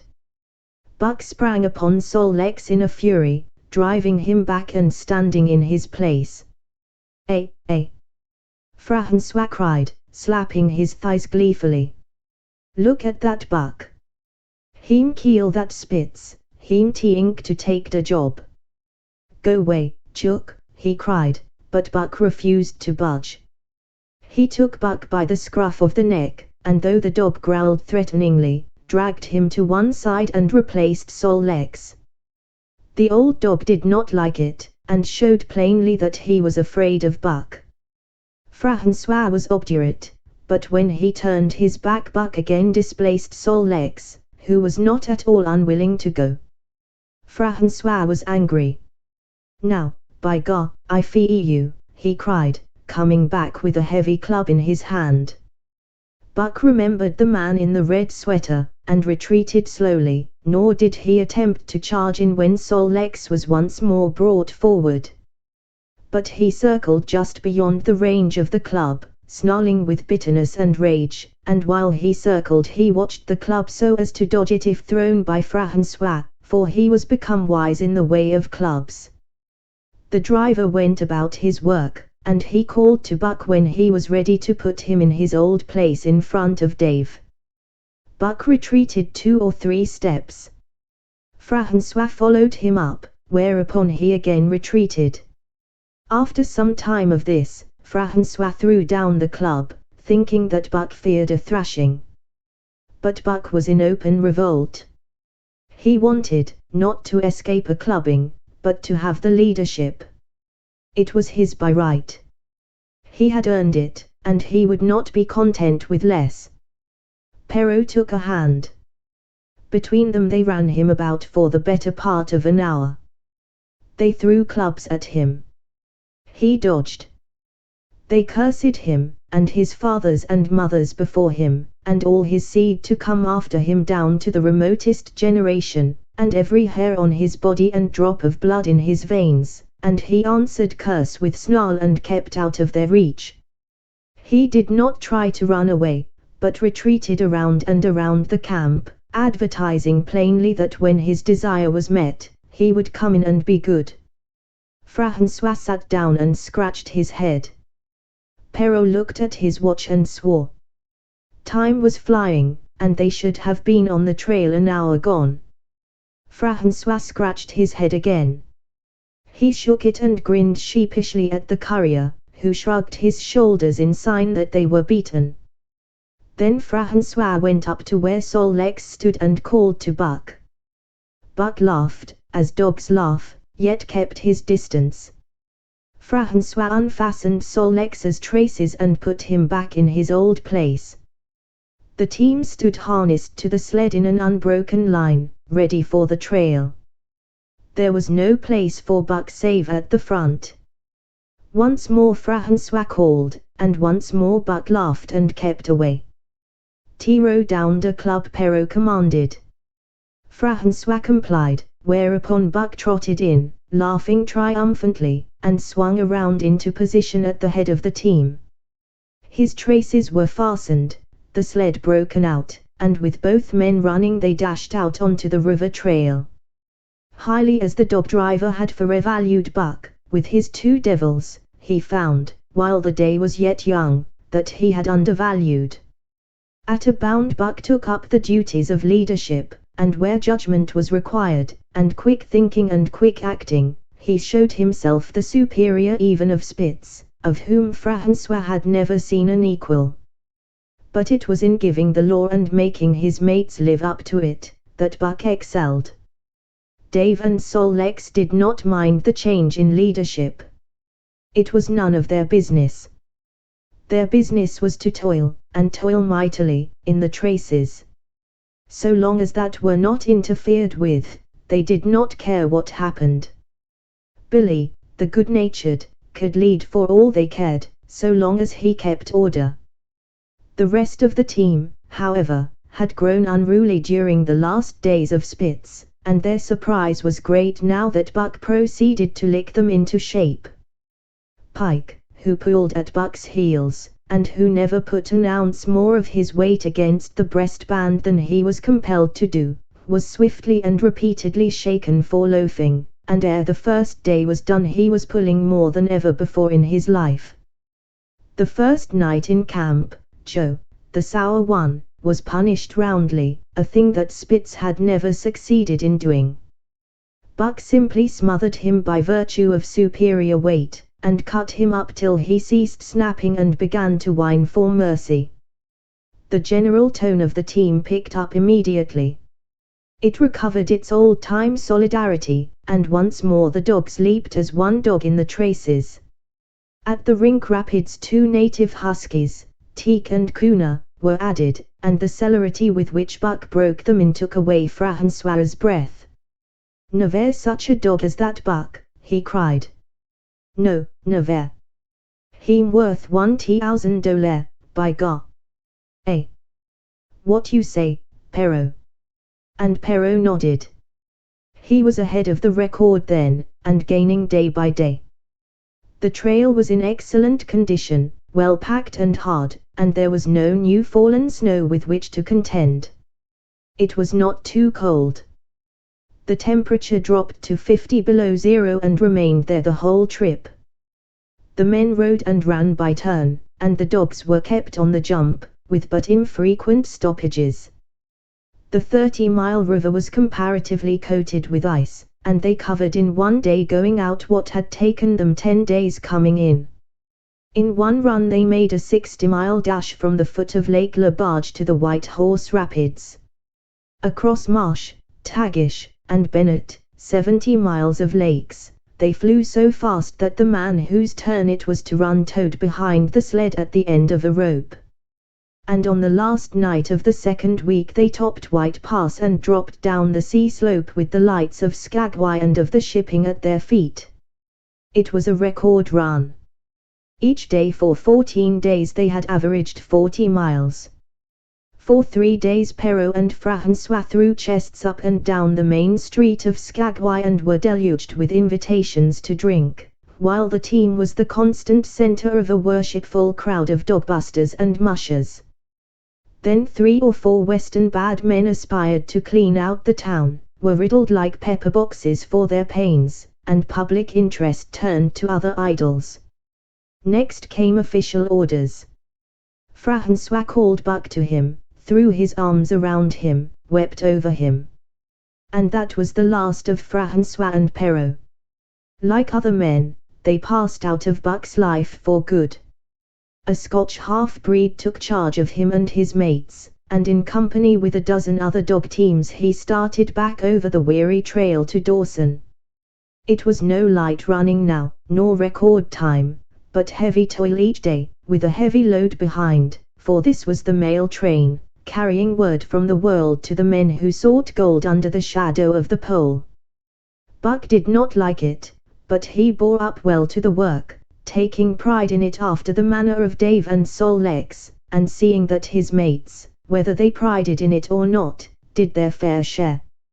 It was a monotonous life, operating with machine-like regularity.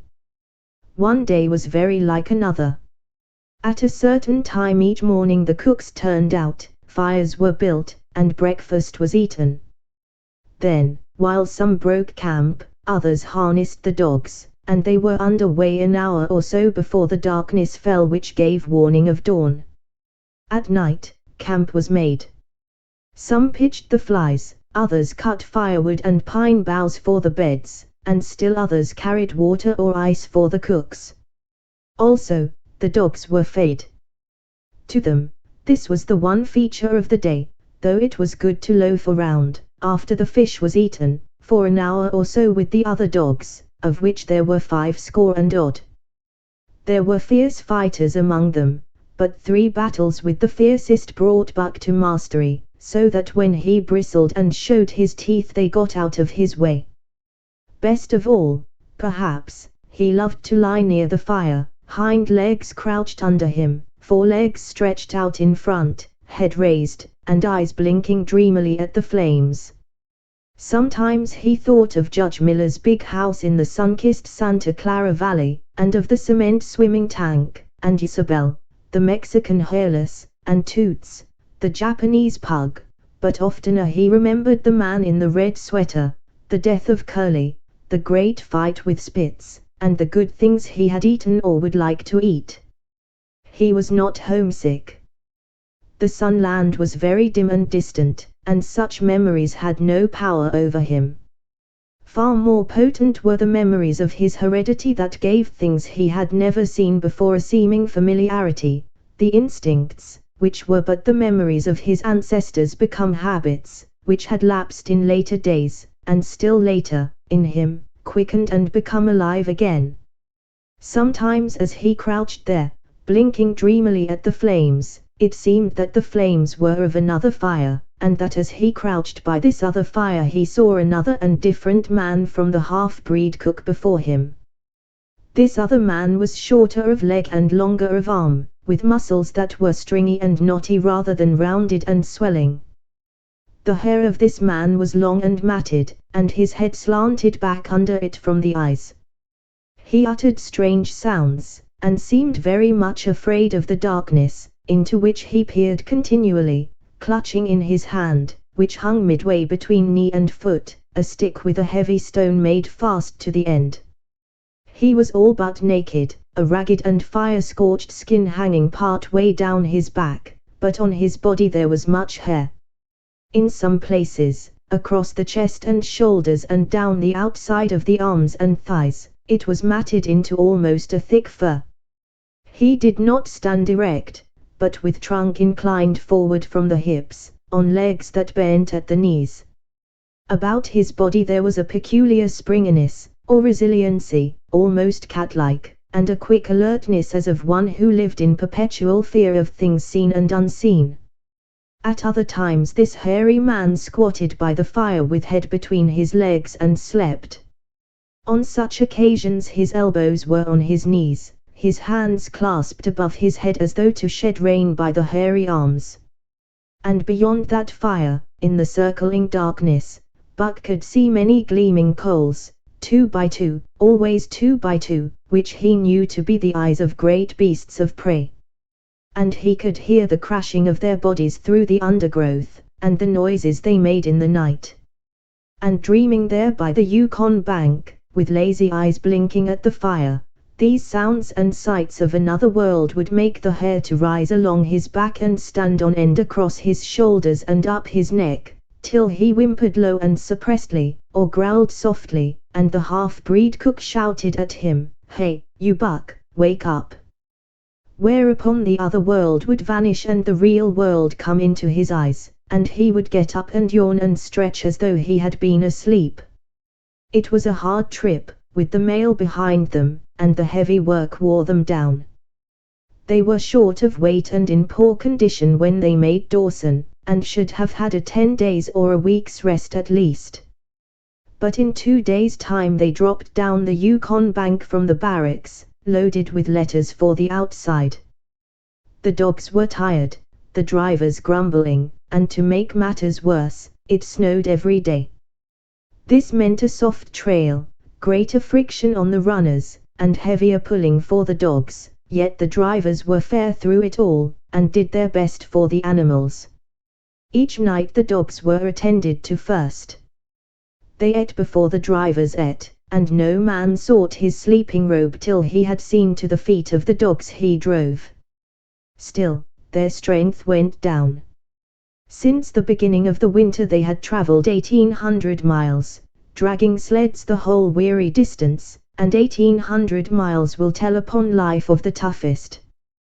Buck stood it, keeping his mates up to their work and maintaining discipline, though he, too, was very tired. Billy cried and whimpered regularly in his sleep each night. Joe was sourer than ever, and Sol Lex was unapproachable, blind side or other side. But it was Dave who suffered most of all. Something had gone wrong with him. He became more morose and irritable, and when camp was pitched at once made his nest, where his driver fed him. Once out of the harness and down, he did not get on his feet again till harness up time in the morning. Sometimes, in the traces, when jerked by a sudden stoppage of the sled, or by straining to start it, he would cry out with pain. The driver examined him, but could find nothing. All the drivers became interested in his case. They talked it over at mealtime, and over their last pipes before going to bed, and one night they held a consultation. He was brought from his nest to the fire and was pressed and prodded till he cried out many times. Something was wrong inside, but they could locate no broken bones, could not make it out.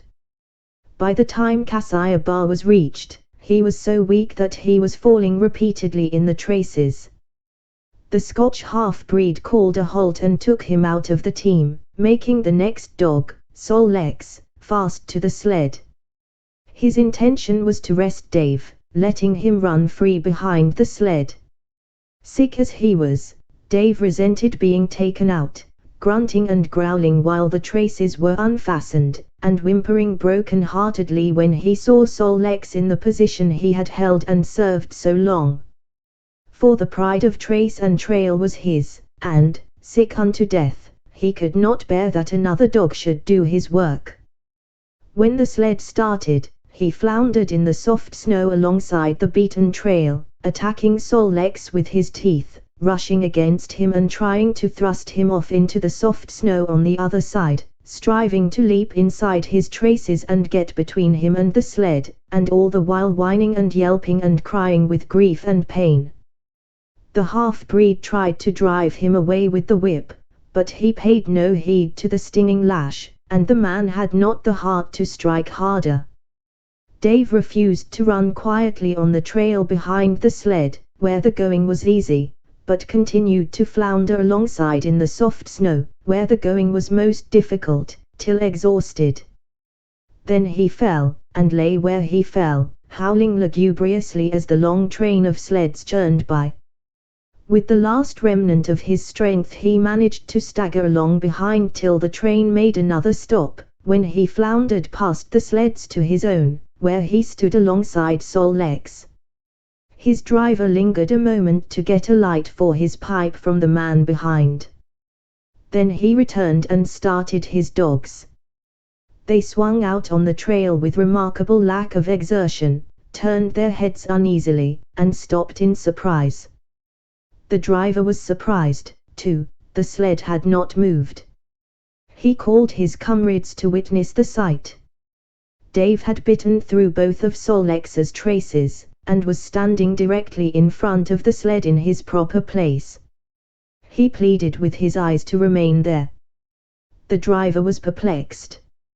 His comrades talked of how a dog could break its heart through being denied the work that killed it, and recalled instances they had known, where dogs, too old for the toil, or injured, had died because they were cut out of the traces.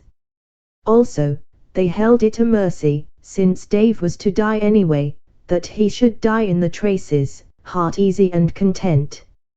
So he was harnessed in again, and proudly he pulled as of old, though more than once he cried out involuntarily from the bite of his inward hurt.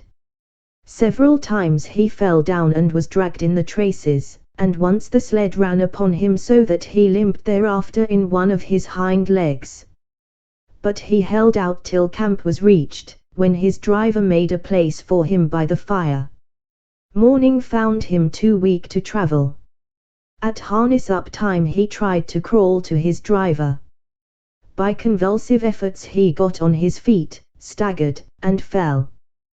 Then he wormed his way forward slowly toward where the harnesses were being put on his mates. He would advance his forelegs and drag up his body with a sort of hitching movement, when he would advance his forelegs and hitch ahead again for a few more inches. His strength left him, and the last his mates saw of him he lay gasping in the snow and yearning toward them.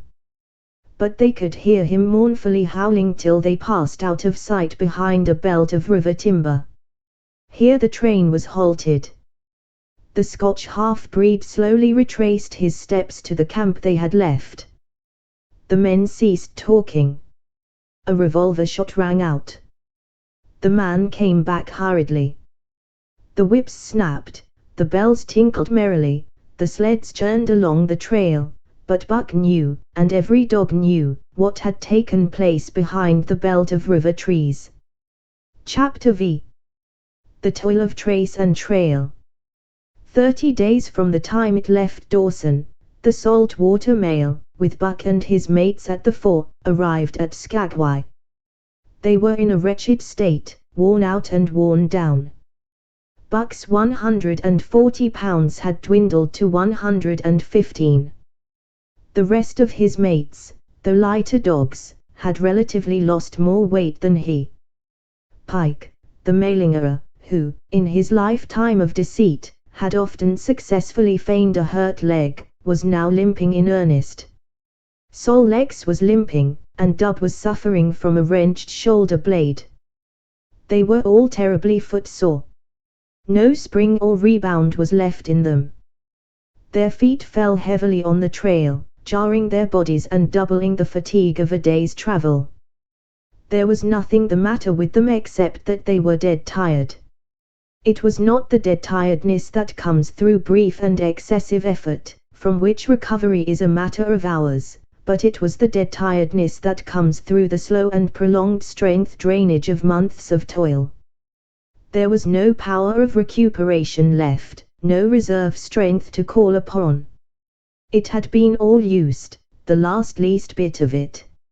Every muscle, every fiber, every cell, was tired, dead tired. And there was reason for it. In less than 5 months they had traveled 2,500 miles, during the last 1,800 of which they had had but 5 days' rest. When they arrived at Skagway they were apparently on their last legs.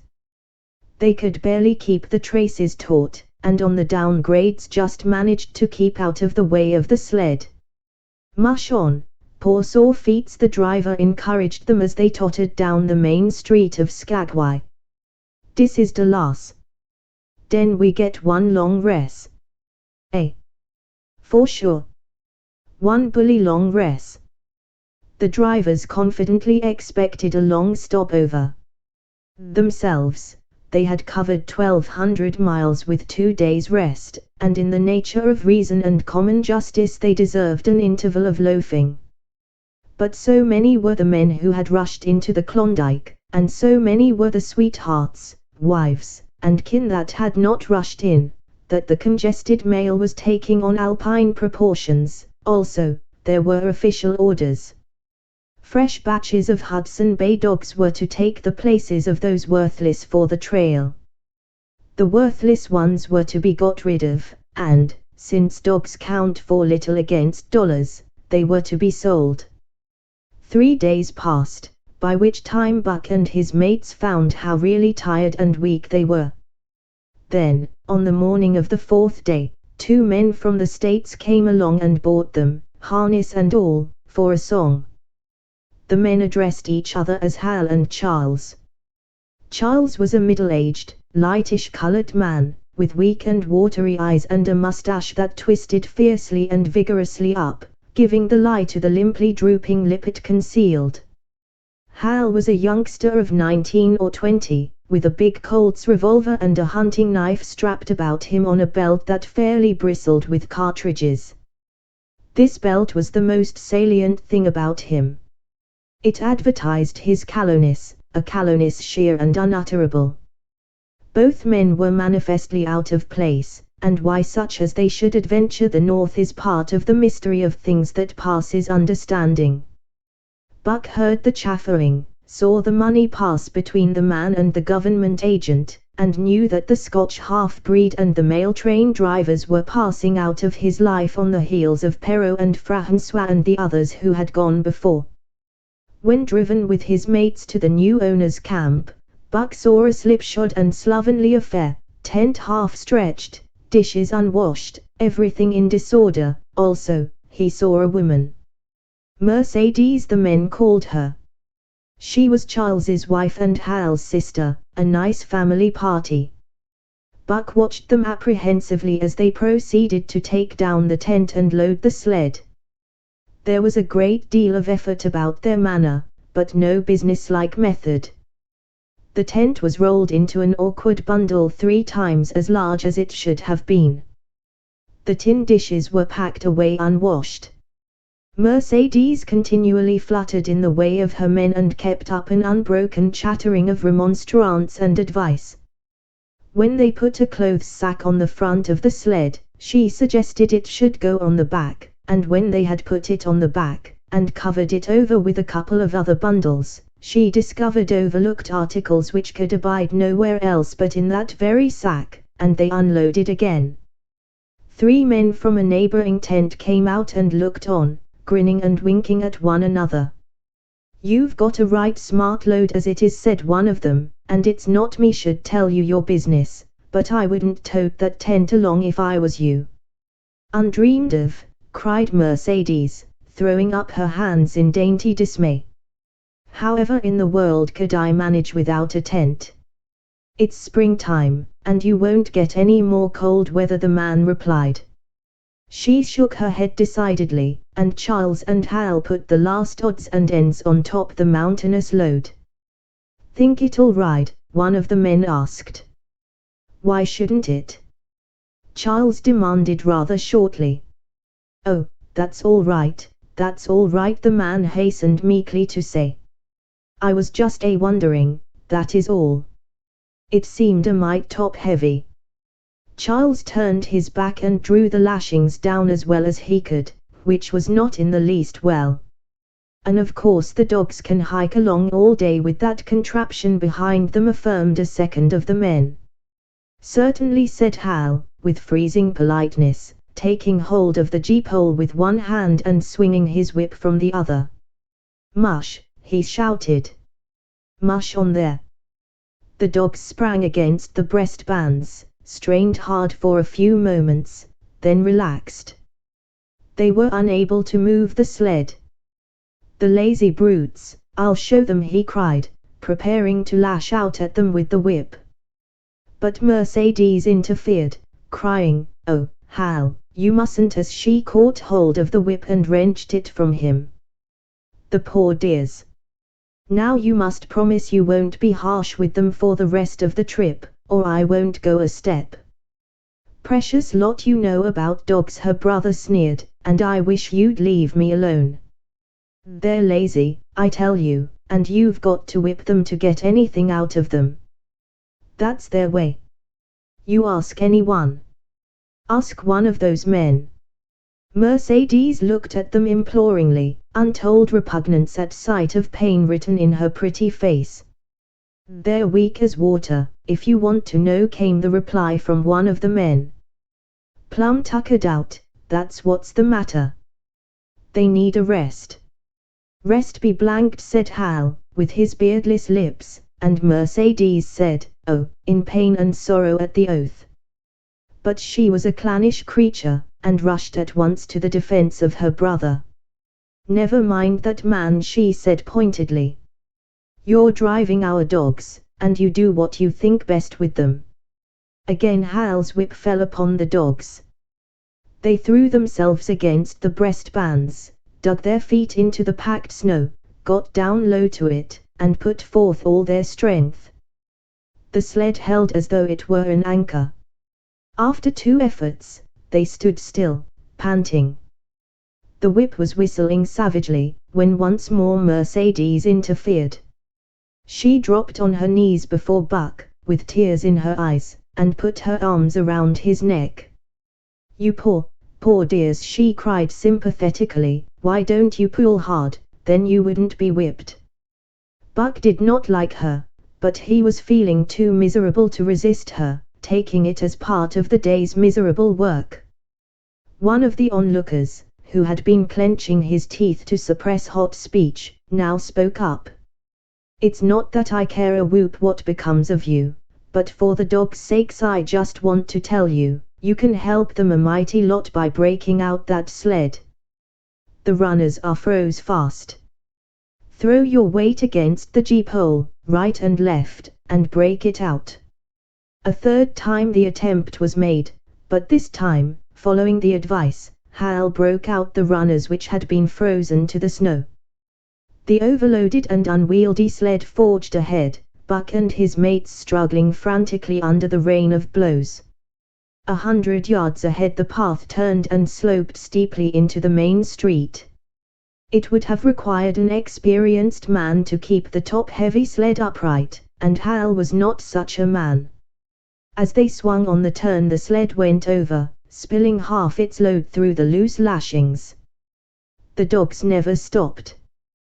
The lightened sled bounded on its side behind them. They were angry because of the ill treatment they had received and the unjust load. Buck was raging. He broke into a run, the team following his lead. Hal cried "Whoa, whoa," but they gave no heed. He tripped and was pulled off his feet. The capsized sled ground over him, and the dogs dashed on up the street, adding to the gaiety of Skagway as they scattered the remainder of the outfit along its chief thoroughfare. Kind-hearted citizens caught the dogs and gathered up the scattered belongings. Also, they gave advice. Half the load and twice the dogs, if they ever expected to reach Dawson, was what was said. Hal and his sister and brother-in-law listened unwillingly, pitched tent, and overhauled the outfit. Canned goods were turned out that made men laugh, for canned goods on the long trail is a thing to dream about. "Blankets for a hotel," quoth one of the men who laughed and helped. "Half as many is too much, get rid of them. Throw away that tent, and all those dishes, who's going to wash them, anyway? Good Lord, do you think you're traveling on a Pullman?" And so it went, the inexorable elimination of the superfluous. Mercedes cried when her clothes bags were dumped on the ground and article after article was thrown out. She cried in general, and she cried in particular over each discarded thing. She clasped hands about knees, rocking back and forth broken-heartedly. She averred she would not go an inch, not for a dozen Charleses. She appealed to everybody and to everything, finally wiping her eyes and proceeding to cast out even articles of apparel that were imperative necessaries. And in her zeal, when she had finished with her own, she attacked the belongings of her men and went through them like a tornado. This accomplished, the outfit, though cut in half, was still a formidable bulk. Charles and Hal went out in the evening and bought 6 outside dogs. These, added to the 6 of the original team, Antique and Kuna, the Huskies obtained at the Rink Rapids on the record trip, brought the team up to 14. But the outside dogs, though practically broken in since their landing, did not amount to much. 3 were short-haired pointers, 1 was a Newfoundland, and the other 2 were mongrels of indeterminate breed. They did not seem to know anything, these newcomers. Buck and his comrades looked upon them with disgust, and though he speedily taught them their places and what not to do, he could not teach them what to do. They did not take kindly to trace and trail. With the exception of the 2 mongrels, they were bewildered and spirit-broken by the strange savage environment in which they found themselves and by the ill treatment they had received. The 2 mongrels were without spirit at all, bones were the only things breakable about them. With the newcomers hopeless and forlorn, and the old team worn out by 2,500 miles of continuous trail, the outlook was anything but bright. The 2 men, however, were quite cheerful. And they were proud, too. They were doing the thing in style, with 14 dogs. They had seen other sleds depart over the pass for Dawson, or come in from Dawson, but never had they seen a sled with so many as 14 dogs. In the nature of Arctic travel there was a reason why 14 dogs should not drag one sled, and that was that one sled could not carry the food for 14 dogs. But Charles and Hal did not know this. They had worked the trip out with a pencil, so much to a dog, so many dogs, so many days, QED. Mercedes looked over their shoulders and nodded comprehensively. It was all so very simple. Late next morning Buck led the long team up the street. There was nothing lively about it, no snap or go in him and his fellows. They were starting dead weary. 4 times he had covered the distance between Saltwater and Dawson, and the knowledge that, jaded and tired, he was facing the same trail once more, made him bitter. His heart was not in the work, nor was the heart of any dog. The outsides were timid and frightened, the insides without confidence in their masters. Buck felt vaguely that there was no depending upon these 2 men and the woman. They did not know how to do anything, and as the days went by it became apparent that they could not learn. They were slack in all things, without order or discipline. It took them half the night to pitch a slovenly camp, and half the morning to break that camp and get the sled loaded in fashion so slovenly that for the rest of the day they were occupied in stopping and rearranging the load. Some days they did not make 10 miles. On other days they were unable to get started at all. And on no day did they succeed in making more than half the distance used by the men as a basis in their dog food computation. It was inevitable that they should go short on dog food. But they hastened it by overfeeding, bringing the day nearer when underfeeding would commence.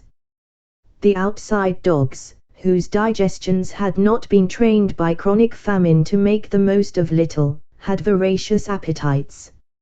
And when, in addition to this, the worn-out huskies pulled weakly, Hal decided that the orthodox ration was too small. He doubled it. And to cap it all, when Mercedes, with tears in her pretty eyes and a quaver in her throat, could not cajole him into giving the dogs still more, she stole from the fish sacks and fed them slyly. But it was not food that Buck and the huskies needed, but rest. And though they were making poor time, the heavy load they dragged sapped their strength severely. Then came the underfeeding. Hal awoke one day to the fact that his dog food was half gone and the distance only quarter covered, further, that for love or money no additional dog food was to be obtained. So he cut down even the orthodox ration and tried to increase the day's travel. His sister and brother-in-law seconded him, but they were frustrated by their heavy outfit and their own incompetence. It was a simple matter to give the dogs less food, but it was impossible to make the dogs travel faster, while their own inability to get underway earlier in the morning prevented them from traveling longer hours. Not only did they not know how to work dogs, but they did not know how to work themselves. The first to go was Dub.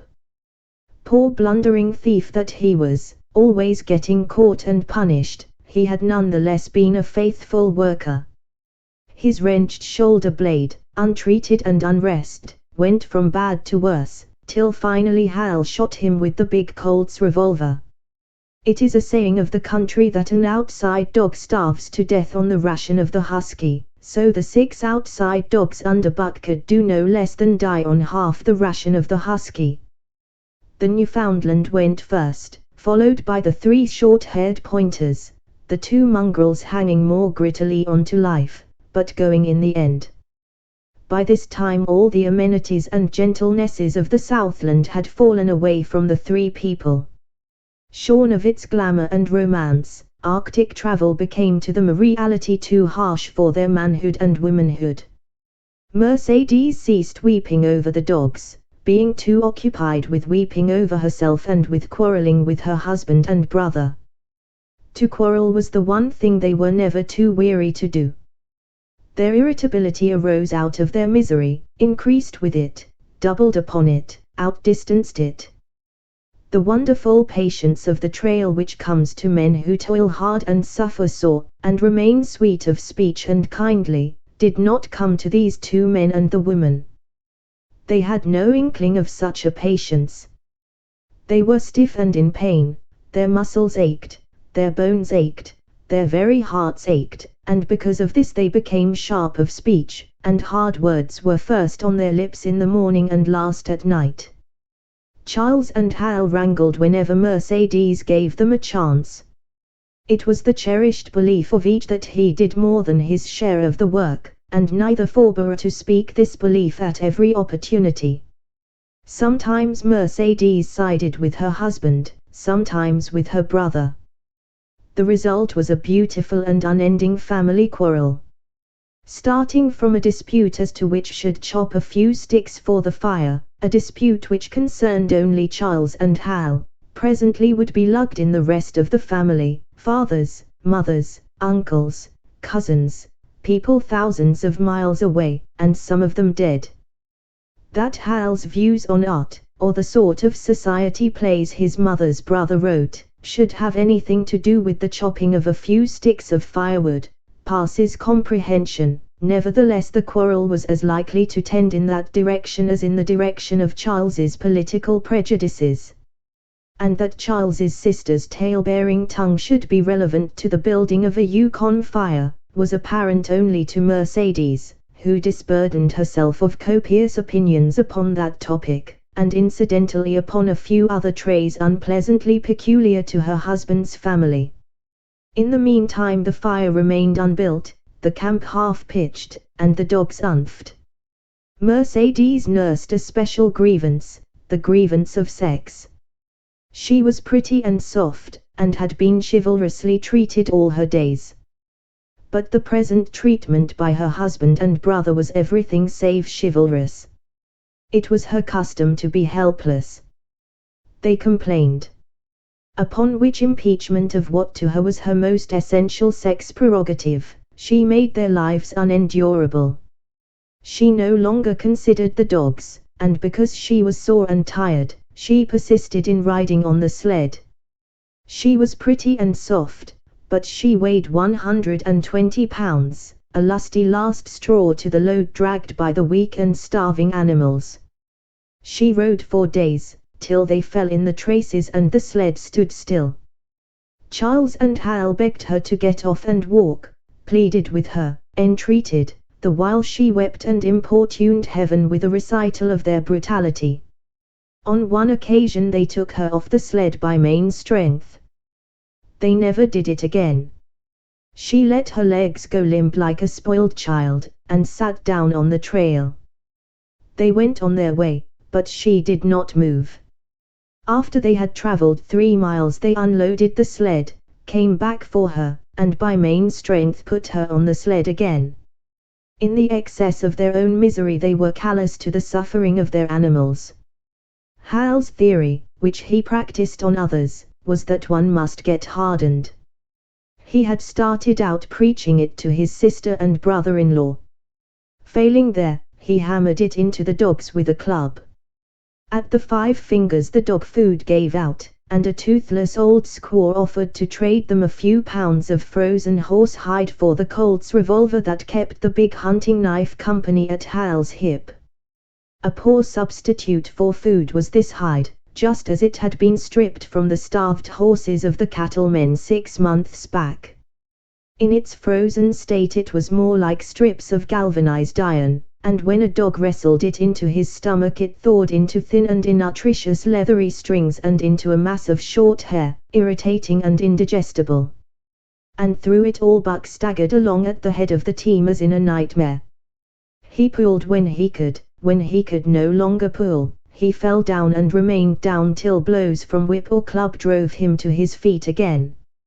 All the stiffness and gloss had gone out of his beautiful furry coat.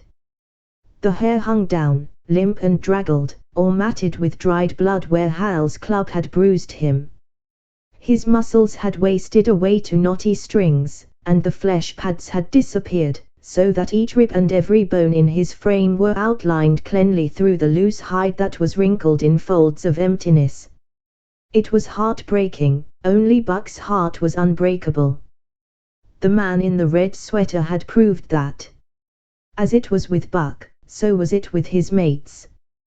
They were perambulating skeletons. There were 7 altogether, including him. In their very great misery they had become insensible to the bite of the lash or the bruise of the club.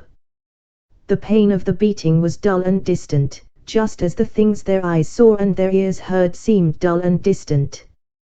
They were not half living, or quarter living. They were simply so many bags of bones in which sparks of life fluttered faintly. When a halt was made, they dropped down in the traces like dead dogs, and the spark dimmed and paled and seemed to go out. And when the club or whip fell upon them, the spark fluttered feebly up, and they tottered to their feet and staggered on. There came a day when Billy, the good-natured, fell and could not rise. Hal had traded off his revolver, so he took the axe and knocked Billy on the head as he lay in the traces, then cut the carcass out of the harness and dragged it to one side. Buck saw, and his mates saw, and they knew that this thing was very close to them.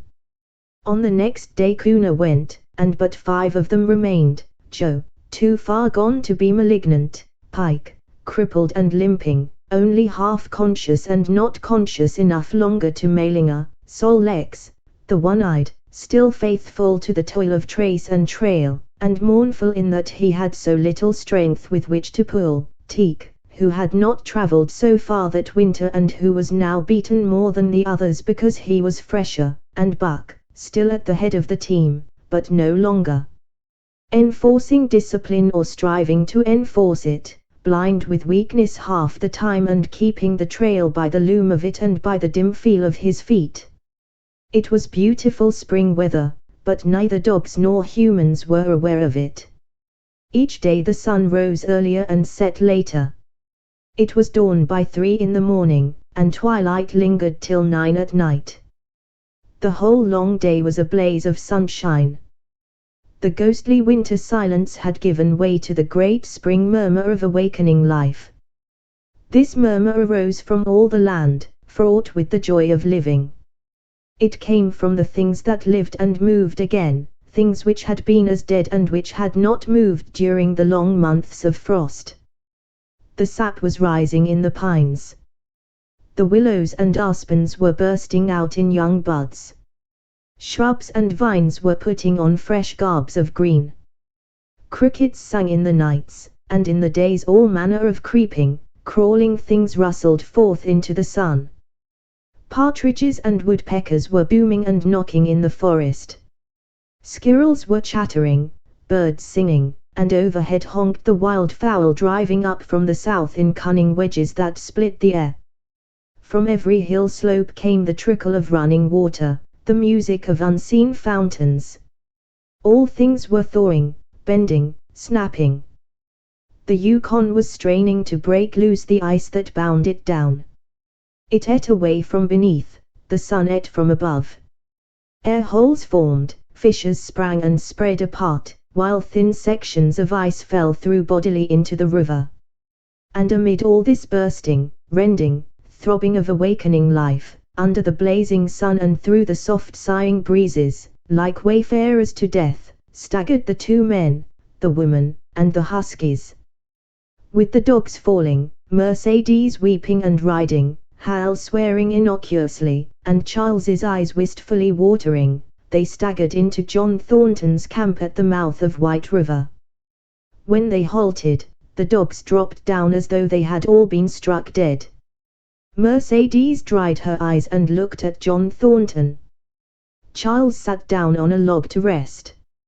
He sat down very slowly and painstakingly, what of his great stiffness. Hal did the talking. John Thornton was whittling the last touches on an axe handle he had made from a stick of birch. He whittled and listened, gave monosyllabic replies, and, when it was asked, terse advice. He knew the breed, and he gave his advice in the certainty that it would not be followed.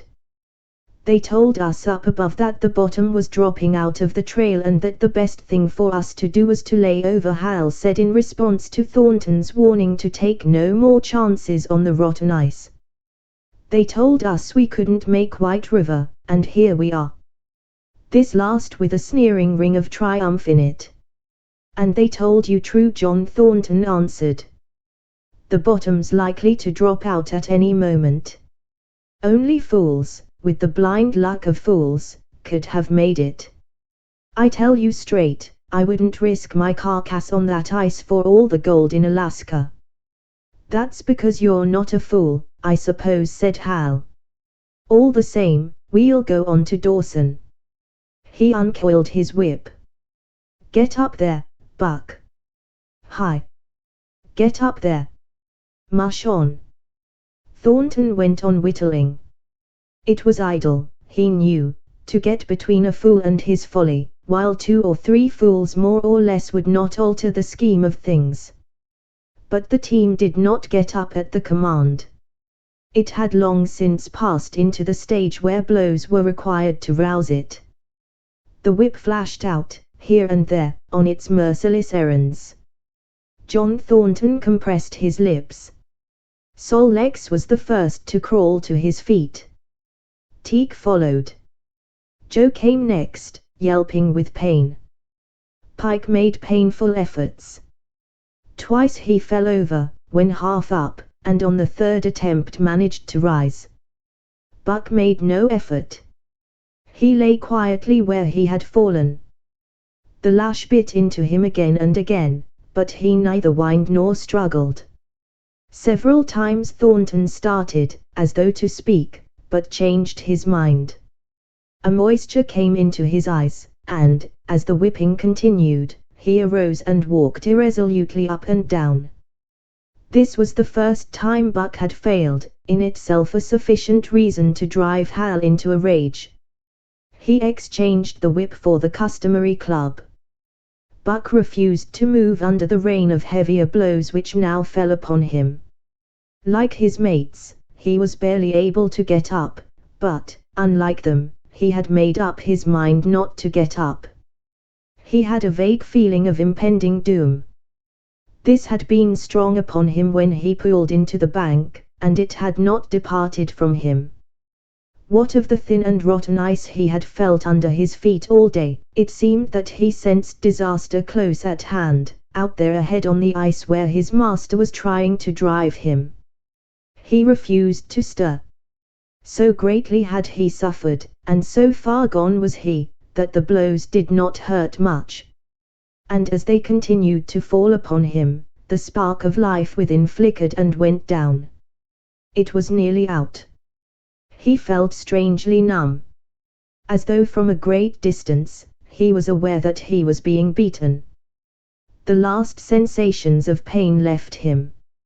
He no longer felt anything, though very faintly he could hear the impact of the club upon his body. But it was no longer his body, it seemed so far away. And then, suddenly, without warning, uttering a cry that was inarticulate and more like the cry of an animal, John Thornton sprang upon the man who wielded the club. Hal was hurled backward, as though struck by a falling tree. Mercedes screamed. Charles looked on wistfully, wiped his watery eyes, but did not get up because of his stiffness. John Thornton stood over Buck, struggling to control himself, too convulsed with rage to speak.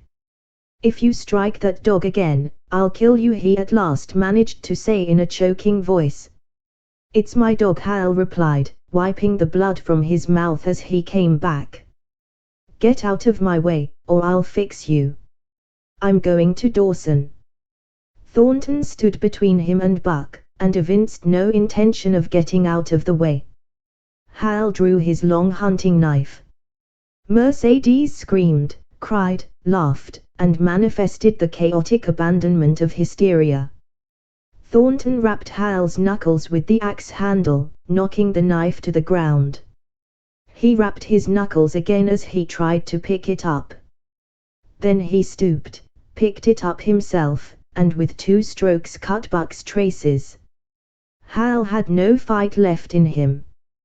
Besides, his hands were full with his sister, or his arms, rather, while Buck was too near dead to be of further use in hauling the sled. A few minutes later they pulled out from the bank and down the river. Buck heard them go and raised his head to see. Pike was leading, Sol Lex was at the wheel, and between were Joe and Teak. They were limping and staggering. Mercedes was riding the loaded sled. Hal guided at the jeep pole, and Charles stumbled along in the rear. As Buck watched them, Thornton knelt beside him and with rough, kindly hands searched for broken bones. By the time his search had disclosed nothing more than many bruises and a state of terrible starvation, the sled was a quarter of a mile away. Dog and man watched it crawling along over the ice. Suddenly, they saw its back end drop down, as into a rut, and the jeep pole, with Hal clinging to it, jerk into the air. Mercedes's scream came to their ears. They saw Charles turn and make one step to run back, and then a whole section of ice give way and dogs and humans disappear. A yawning hole was all that was to be seen. The bottom had dropped out of the trail. John Thornton and Buck looked at each other. "You poor devil," said John Thornton, and Buck licked his hand. Chapter 6. For the Love of a Man. When John Thornton froze his feet in the previous December, his partners had made him comfortable and left him to get well, going on themselves up the river to get out a raft of saw logs for Dawson. He was still limping slightly at the time he rescued Buck, but with the continued warm weather even the slight limp left him. And here, lying by the river bank through the long spring days, watching the running water, listening lazily to the songs of birds and the hum of nature, Buck slowly won back his strength. A rest comes very good after one has traveled 3,000 miles, and it must be confessed that Buck waxed lazy as his wounds healed, his muscles swelled out, and the flesh came back to cover his bones. For that matter, they were all loafing, Buck, John Thornton, and Skeet and Nig, waiting for the raft to come that was to carry them down to Dawson. Skeet was a little Irish setter who early made friends with Buck, who, in a dying condition, was unable to resent her first advances. She had the doctor tray which some dogs possess, and as a mother cat washes her kittens, so she washed and cleansed Buck's wounds. Regularly, each morning after he had finished his breakfast, she performed her self-appointed task, till he came to look for her ministrations as much as he did for Thornton's. Nig, equally friendly, though less demonstrative, was a huge black dog, half bloodhound and half deerhound, with eyes that laughed and a boundless good nature. To Buck's surprise, these dogs manifested no jealousy toward him. They seemed to share the kindliness and largeness of John Thornton. As Buck grew stronger, they enticed him into all sorts of ridiculous games, in which Thornton himself could not forbear to join, and in this fashion Buck romped through his convalescence and into a new existence. Love, genuine passionate love, was his for the first time. This he had never experienced at Judge Miller's down in the sun-kissed Santa Clara Valley. With the Judge's sons, hunting and tramping, it had been a working partnership, with the Judge's grandsons, a sort of pompous guardianship, and with the Judge himself, a stately and dignified friendship. But love that was feverish and burning, that was adoration, that was madness, it had taken John Thornton to arouse. This man had saved his life, which was something, but, further, he was the ideal master. Other men saw to the welfare of their dogs from a sense of duty and business expediency. He saw to the welfare of his as if they were his own children, because he could not help it. And he saw further.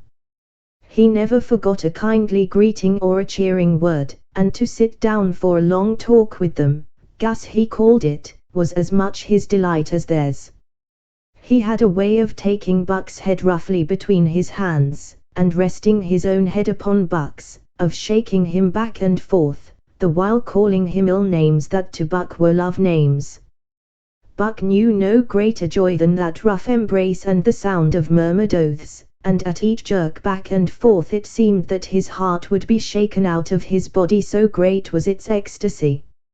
And when, released, he sprang to his feet, his mouth laughing, his eyes eloquent, his throat vibrant with unuttered sound, and in that fashion remained without movement, John Thornton would reverently exclaim, "God, you can all but speak."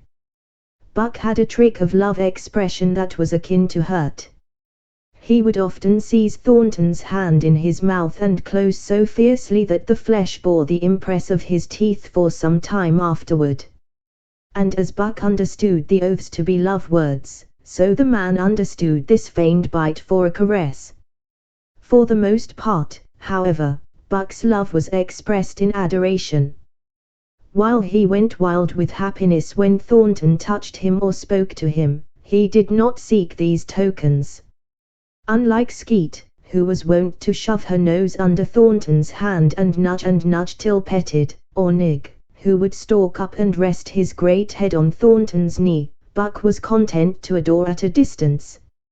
He would lie by the hour, eager, alert, at Thornton's feet, looking up into his face, dwelling upon it, studying it, following with keenest interest each fleeting expression, every movement or change of feature. Or, as chance might have it, he would lie farther away, to the side or rear, watching the outlines of the man and the occasional movements of his body.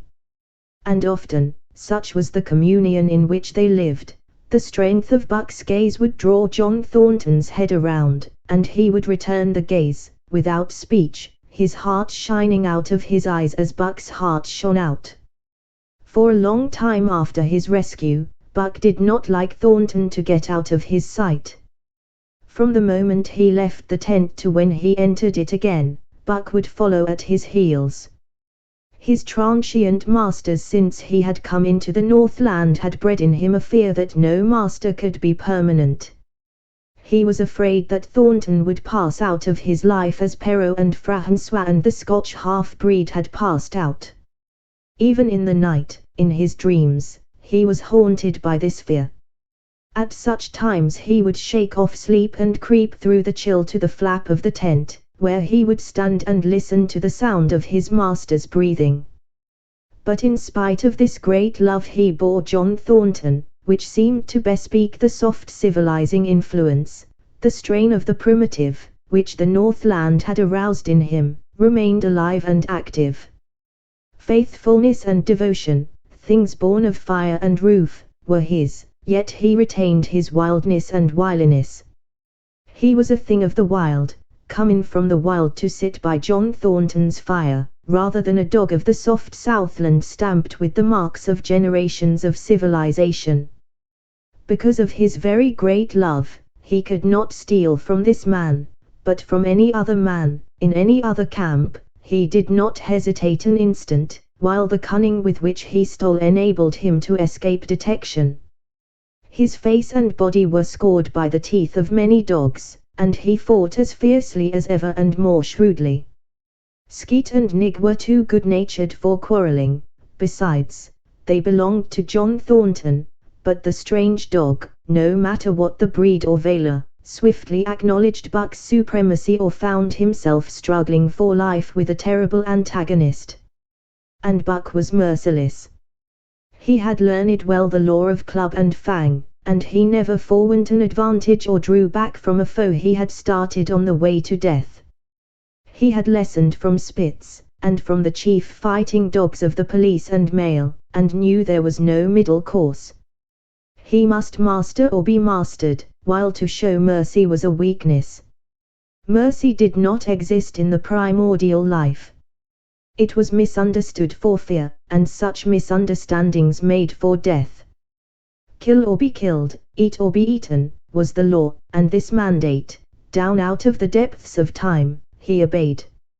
He was older than the days he had seen and the breaths he had drawn. He linked the past with the present, and the eternity behind him throbbed through him in a mighty rhythm to which he swayed as the tides and seasons swayed. He sat by John Thornton's fire, a broad-breasted dog, white-fanged and long-furred, but behind him were the shades of all manner of dogs, half-wolves and wild wolves, urgent and prompting, tasting the savor of the meat he ate, thirsting for the water he drank, scenting the wind with him, listening with him and telling him the sounds made by the wild life in the forest, dictating his moods, directing his actions, lying down to sleep with him when he lay down, and dreaming with him and beyond him, and becoming themselves the stuff of his dreams.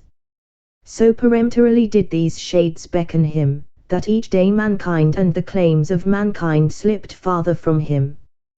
Deep in the forest a call was sounding, and as often as he heard this call, mysteriously thrilling and luring, he felt compelled to turn his back upon the fire and the beaten earth around it, and to plunge into the forest, and on, he knew not where or why, nor did he wonder where or why, the call sounding imperiously, deep in the forest.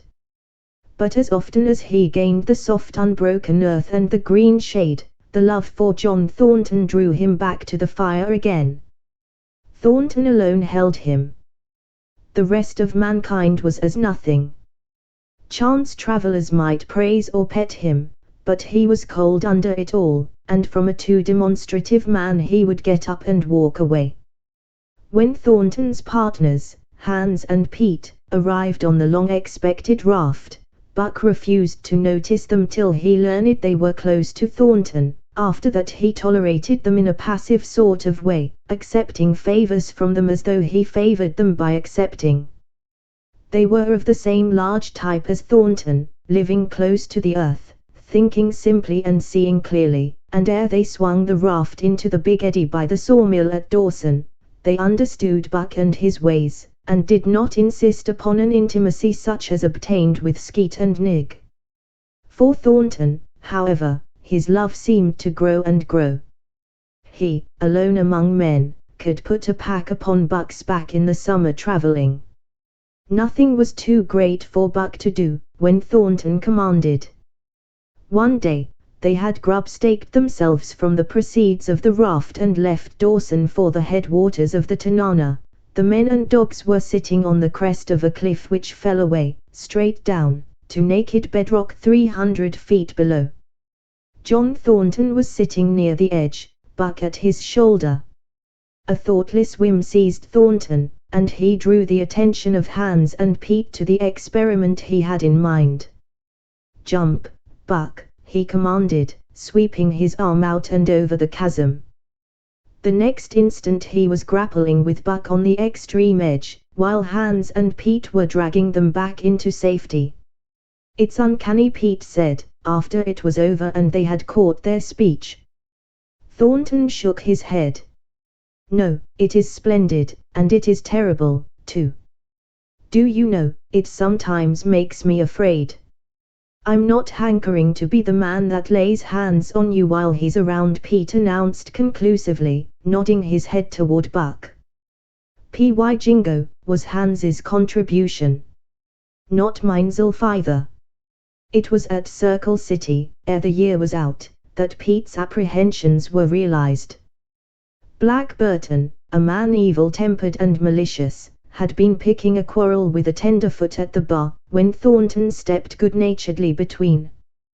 Buck, as was his custom, was lying in a corner, head on paws, watching his master's every action. Burton struck out, without warning, straight from the shoulder. Thornton was sent spinning, and saved himself from falling only by clutching the rail of the bar.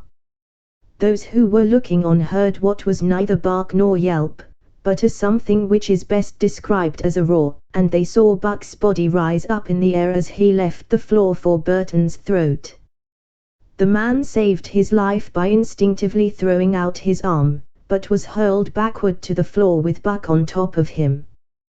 Buck loosed his teeth from the flesh of the arm and drove in again for the throat. This time the man succeeded only in partly blocking, and his throat was torn open.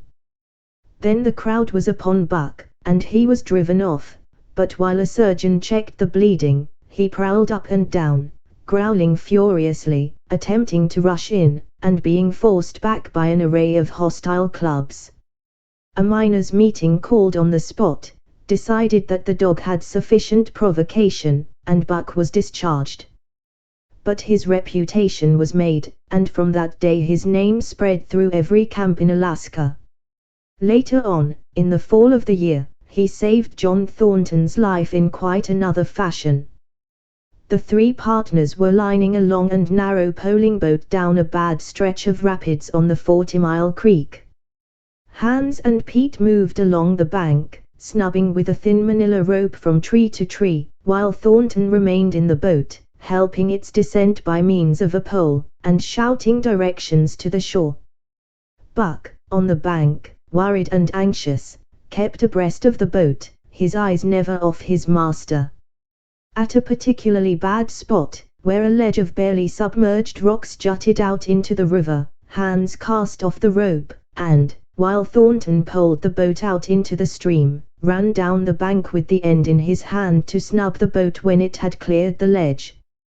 This it did, and was flying downstream in a current as swift as a mill race, when Hans checked it with the rope and checked too suddenly.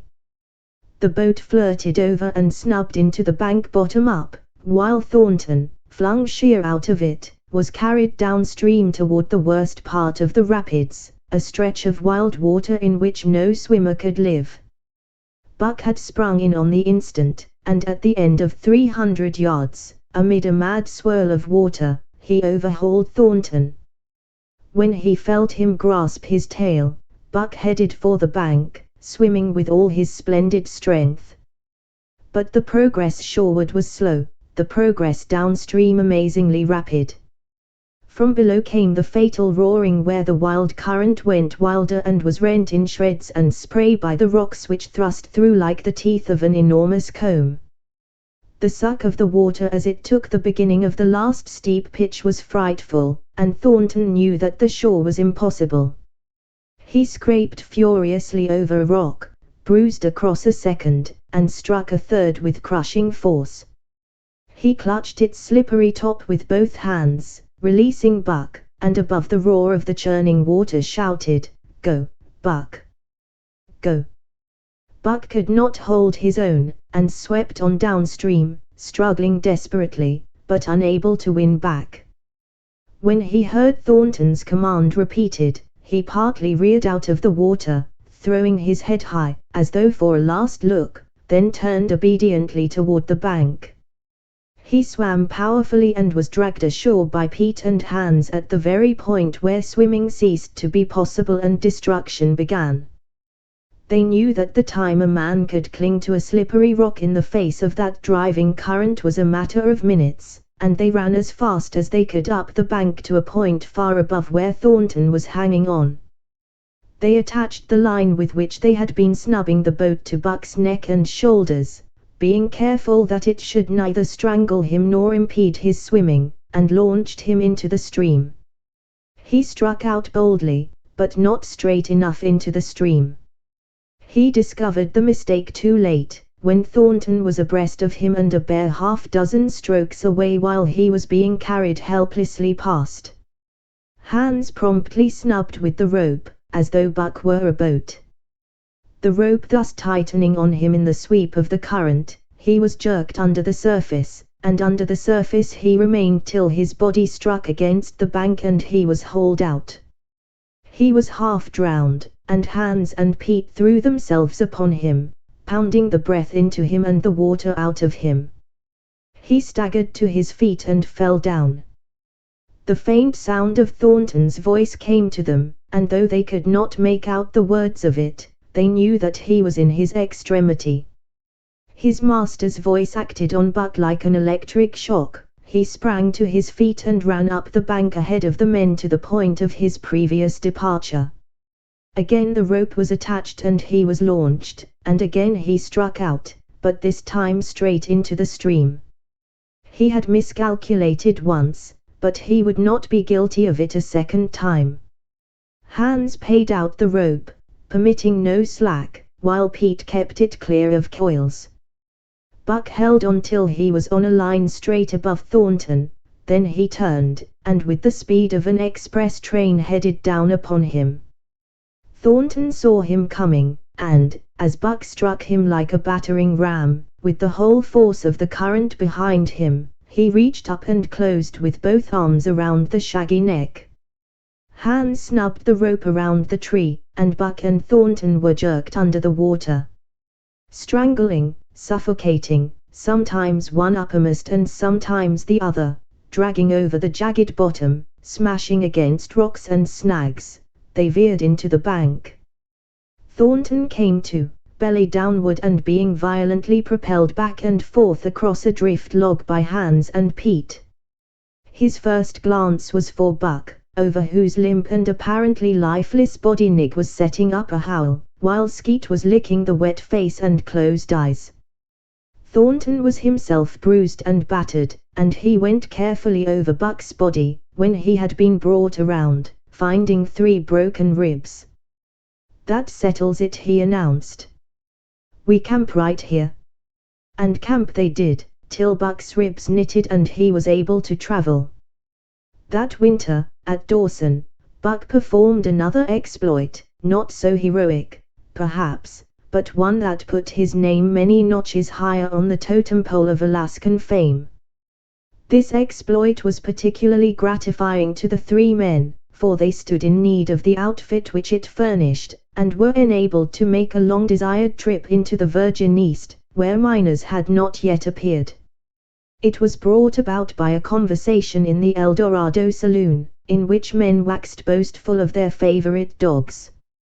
Buck, because of his record, was the target for these men, and Thornton was driven stoutly to defend him. At the end of half an hour one man stated that his dog could start a sled with 500 pounds and walk off with it, a second bragged 600 for his dog, and a third, 700.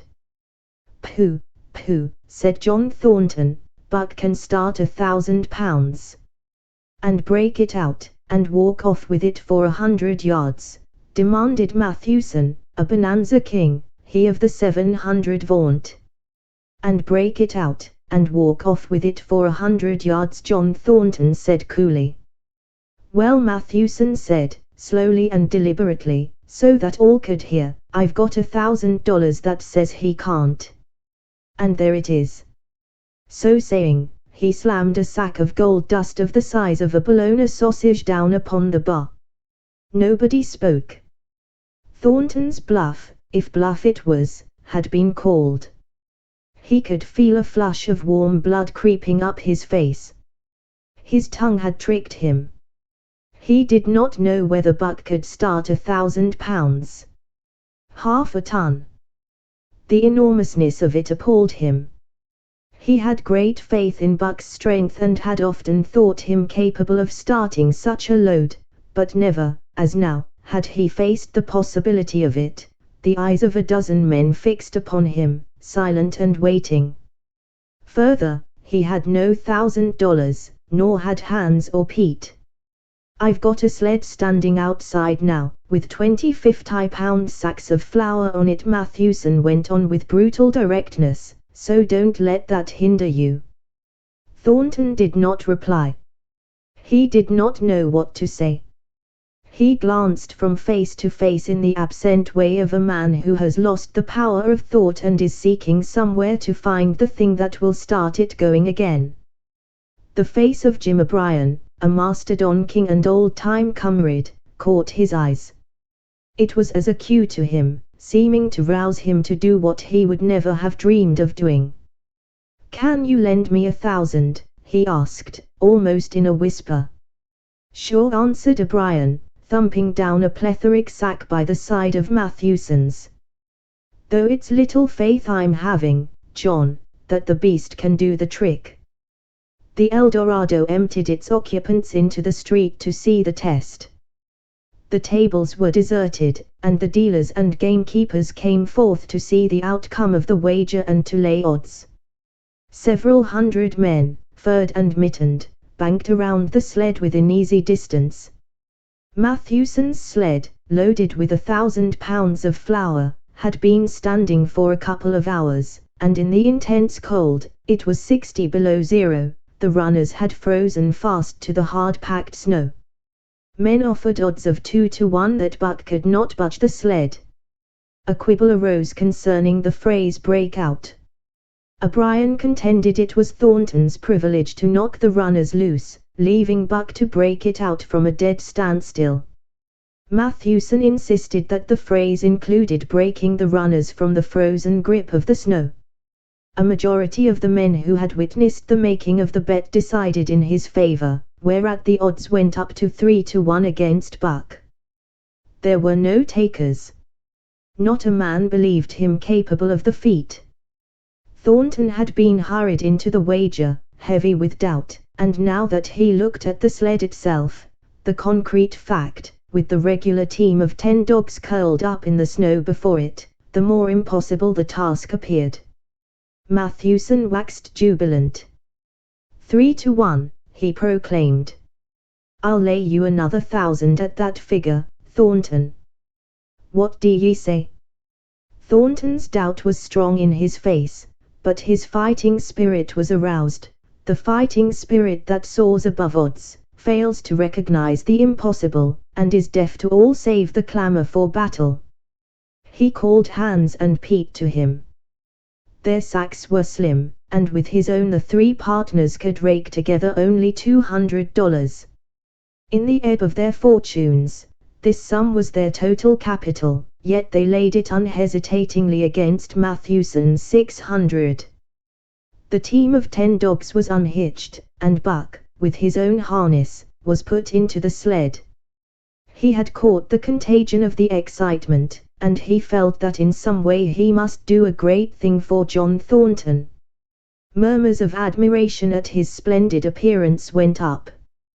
He was in perfect condition, without an ounce of superfluous flesh, and the 150 pounds that he weighed were so many pounds of grit and virility. His furry coat shone with the sheen of silk.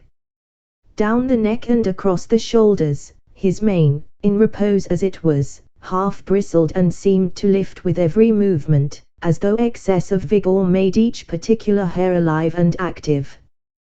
The great breast and heavy forelegs were no more than in proportion with the rest of the body, where the muscles showed in tight rolls underneath the skin. Men felt these muscles and proclaimed them hard as iron, and the odds went down to 2 to 1. Gad, sir! Gad, sir! Stuttered a member of the latest dynasty, a king of the Skookum benches. I offer you 800 for him, sir, before the test, sir, 800 just as he stands. Thornton shook his head and stepped to Buck's side.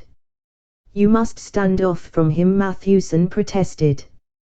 Free play and plenty of room. The crowd fell silent, only could be heard the voices of the gamblers vainly offering 2 to 1. Everybody acknowledged Buck a magnificent animal, but 20 50-pound sacks of flour bulked too large in their eyes for them to loosen their pouch strings. Thornton knelt down by Buck's side. He took his head in his 2 hands and rested cheek on cheek. He did not playfully shake him, as was his wont, or murmur soft love curses, but he whispered in his ear. As you love me, Buck. As you love me was what he whispered. Buck whined with suppressed eagerness. The crowd was watching curiously. The affair was growing mysterious. It seemed like a conjuration. As Thornton got to his feet, Buck seized his mittened hand between his jaws, pressing in with his teeth and releasing slowly, half reluctantly. It was the answer, in terms, not of speech, but of love. Thornton stepped well back. Now, Buck, he said. Buck tightened the traces, then slacked them for a matter of several inches. It was the way he had learned. Gee! Thornton's voice rang out, sharp in the tense silence. Buck swung to the right, ending the movement in a plunge that took up the slack and with a sudden jerk arrested his 150 pounds. The load quivered, and from under the runners arose a crisp crackling. "Haw!" Thornton commanded. Buck duplicated the maneuver, this time to the left. The crackling turned into a snapping, the sled pivoting and the runners slipping and grating several inches to the side. The sled was broken out. Men were holding their breaths, intensely unconscious of the fact. "Now, mush!" Thornton's command cracked out like a pistol shot. Buck threw himself forward, tightening the traces with a jarring lunge. His whole body was gathered compactly together in the tremendous effort, the muscles writhing and knotting like live things under the silky fur. His great chest was low to the ground, his head forward and down, while his feet were flying like mad, the claws scarring the hard-packed snow in parallel grooves. The sled swayed and trembled, half started forward. One of his feet slipped, and one man groaned aloud. Then the sled lurched ahead in what appeared a rapid succession of jerks, though it never really came to a dead stop again, half an inch, 2 inches. The jerks perceptibly diminished, as the sled gained momentum. He caught them up, till it was moving steadily along. Men gasped and began to breathe again, unaware that for a moment they had ceased to breathe. Thornton was running behind, encouraging Buck with short, cheery words. The distance had been measured off, and as he neared the pile of firewood which marked the end of the 100 yards, a cheer began to grow and grow, which burst into a roar as he passed the firewood and halted at command. Every man was tearing himself loose, even Matthewson. Hats and mittens were flying in the air. Men were shaking hands, it did not matter with whom, and bubbling over in a general incoherent babel. But Thornton fell on his knees beside Buck. Head was against head, and he was shaking him back and forth. Those who hurried up heard him cursing Buck, and he cursed him long and fervently, and softly and lovingly. "Gad, sir! Gad, sir!" spluttered the Skookumbench King. "I'll give you 1,000 for him, sir, 1,000, sir, 1,200, sir." Thornton rose to his feet. His eyes were wet. The tears were streaming frankly down his cheeks. "Sir," he said to the Skookumbench King, "no, sir. You can go to hell, sir. It's the best I can do for you, sir." Buck seized Thornton's hand in his teeth. Thornton shook him back and forth. As though animated by a common impulse, the onlookers drew back to a respectful distance, nor were they again indiscreet enough to interrupt. Chapter 7. The sounding of the call.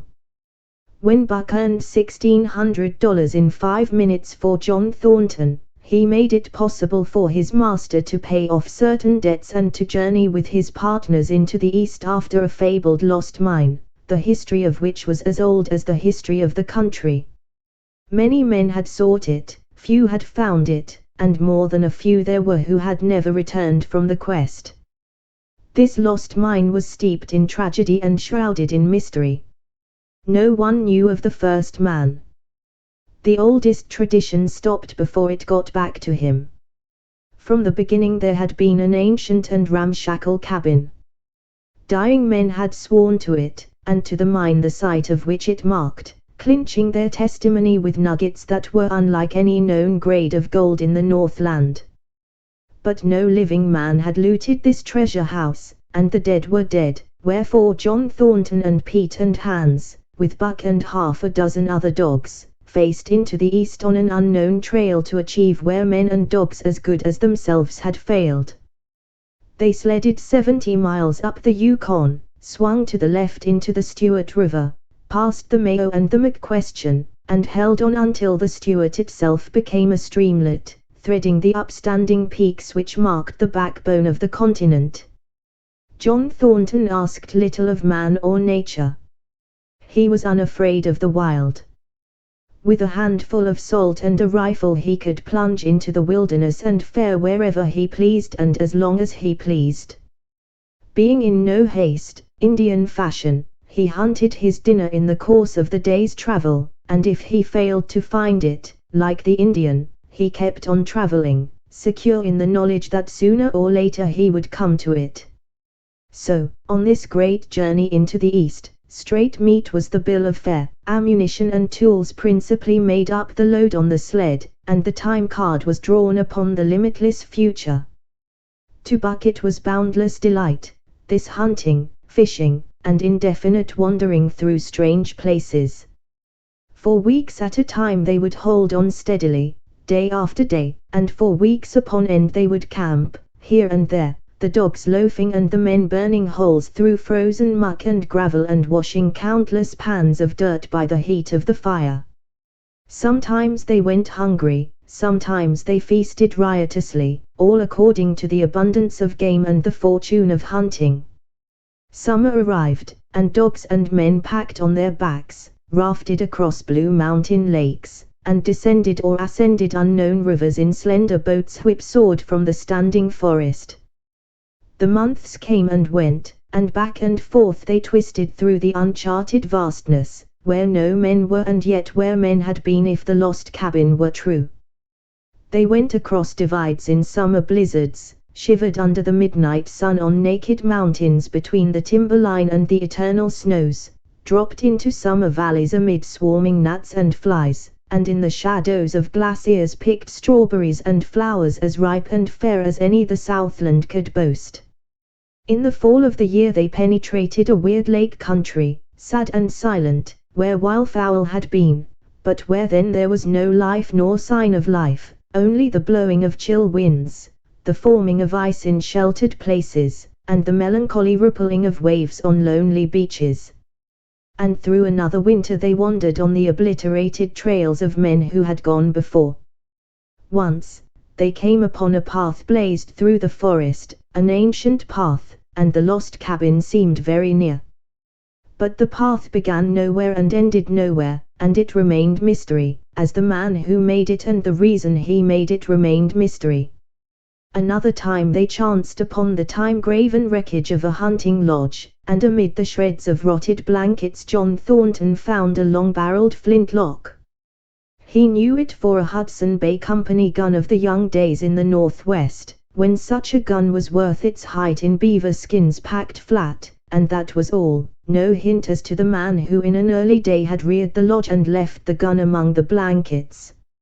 Spring came on once more, and at the end of all their wandering they found, not the lost cabin, but a shallow plaza in a broad valley where the gold showed like yellow butter across the bottom of the washing pan. They sought no farther. Each day they worked earned them thousands of dollars in clean dust and nuggets, and they worked every day. The gold was sacked in moose-hide bags, 50 pounds to the bag, and piled like so much firewood outside the Spruce Bough Lodge. Like giants they toiled, days flashing on the heels of days like dreams as they heaped the treasure up. There was nothing for the dogs to do, save the hauling in of meat now and again that Thornton killed, and Buck spent long hours musing by the fire. The vision of the short-legged hairy man came to him more frequently, now that there was little work to be done, and often, blinking by the fire, Buck wandered with him in that other world which he remembered. The salient thing of this other world seemed fear.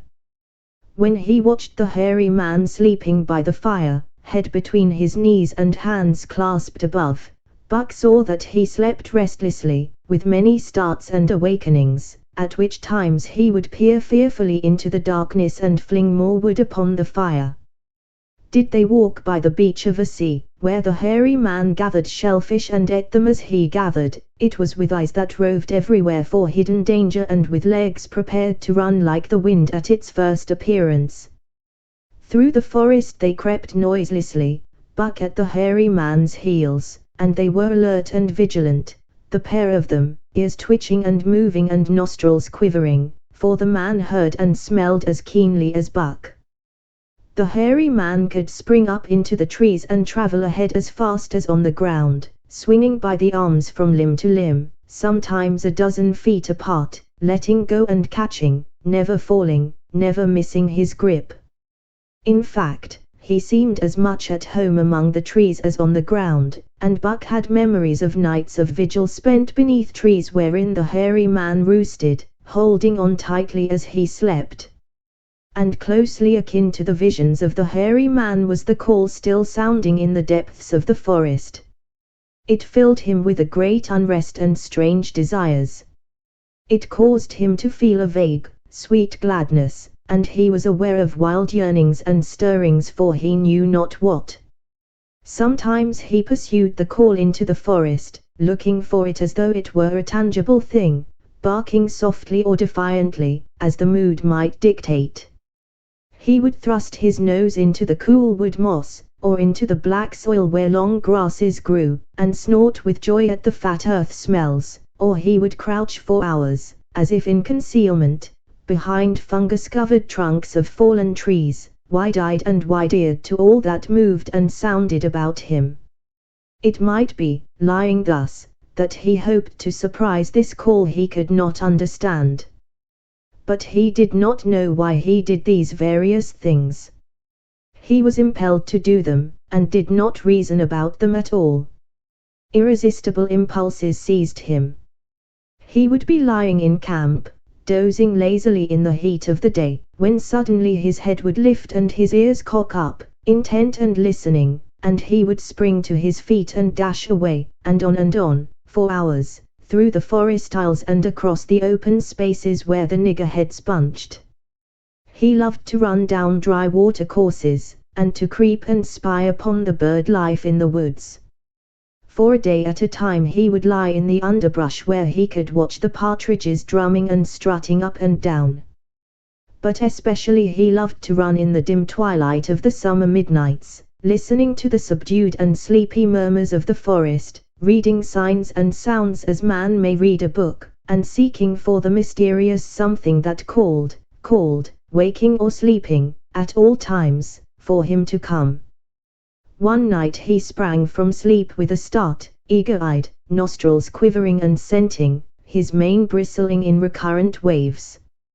From the forest came the call, or one note of it, for the call was many-noted, distinct and definite as never before, a long-drawn howl, like, yet unlike, any noise made by husky dog. And he knew it, in the old familiar way, as a sound heard before. He sprang through the sleeping camp and in swift silence dashed through the woods. As he drew closer to the cry he went more slowly, with caution in every movement, till he came to an open place among the trees, and looking out saw, erect on haunches, with nose pointed to the sky, a long, lean, timber wolf. He had made no noise, yet it ceased from its howling and tried to sense his presence. Buck stalked into the open, half crouching, body gathered compactly together, tail straight and stiff, feet falling with unwonted care. Every movement advertised commingled threatening and overture of friendliness. It was the menacing truce that marks the meeting of wild beasts that prey. But the wolf fled at sight of him. He followed, with wild leapings, in a frenzy to overtake. He ran him into a blind channel, in the bed of the creek where a timber jam barred the way. The wolf whirled about, pivoting on his hind legs after the fashion of Joe and of all cornered husky dogs, snarling and bristling, clipping his teeth together in a continuous and rapid succession of snaps. Buck did not attack, but circled him about and hedged him in with friendly advances. The wolf was suspicious and afraid, for Buck made 3 of him in weight, while his head barely reached Buck's shoulder. Watching his chance, he darted away, and the chase was resumed. Time and again he was cornered, and the thing repeated, though he was in poor condition, or Buck could not so easily have overtaken him. He would run till Buck's head was even with his flank, when he would whirl around at bay, only to dash away again at the first opportunity. But in the end Buck's pertinacity was rewarded, for the wolf, finding that no harm was intended, finally sniffed noses with him. Then they became friendly, and played about in the nervous, half-coy way with which fierce beasts belie their fierceness. After some time of this the wolf started off at an easy lope in a manner that plainly showed he was going somewhere. He made it clear to Buck that he was to come, and they ran side by side through the somber twilight, straight up the creek bed, into the gorge from which it issued, and across the bleak divide where it took its rise. On the opposite slope of the watershed they came down into a level country where were great stretches of forest and many streams, and through these great stretches they ran steadily, hour after hour, the sun rising higher and the day growing warmer. Buck was wildly glad. He knew he was at last answering the call, running by the side of his wood brother toward the place from where the call surely came. Old memories were coming upon him fast, and he was stirring to them as of old he stirred to the realities of which they were the shadows. He had done this thing before, somewhere in that other and dimly remembered world, and he was doing it again, now, running free in the open, the unpacked earth underfoot, the wide sky overhead. They stopped by a running stream to drink, and, stopping, Buck remembered John Thornton. He sat down. The wolf started on toward the place from where the call surely came, then returned to him, sniffing noses and making actions as though to encourage him. But Buck turned about and started slowly on the back track. For the better part of an hour the wild brother ran by his side, whining softly. Then he sat down, pointed his nose upward, and howled. It was a mournful howl, and as Buck held steadily on his way he heard it grow faint and fainter until it was lost in the distance. John Thornton was eating dinner when Buck dashed into camp and sprang upon him in a frenzy of affection, overturning him, scrambling upon him, licking his face, biting his hand, playing the general tomfool as John Thornton characterized it, the while he shook Buck back and forth and cursed him lovingly. For 2 days and nights Buck never left camp, never let Thornton out of his sight. He followed him about at his work, watched him while he ate, saw him into his blankets at night and out of them in the morning.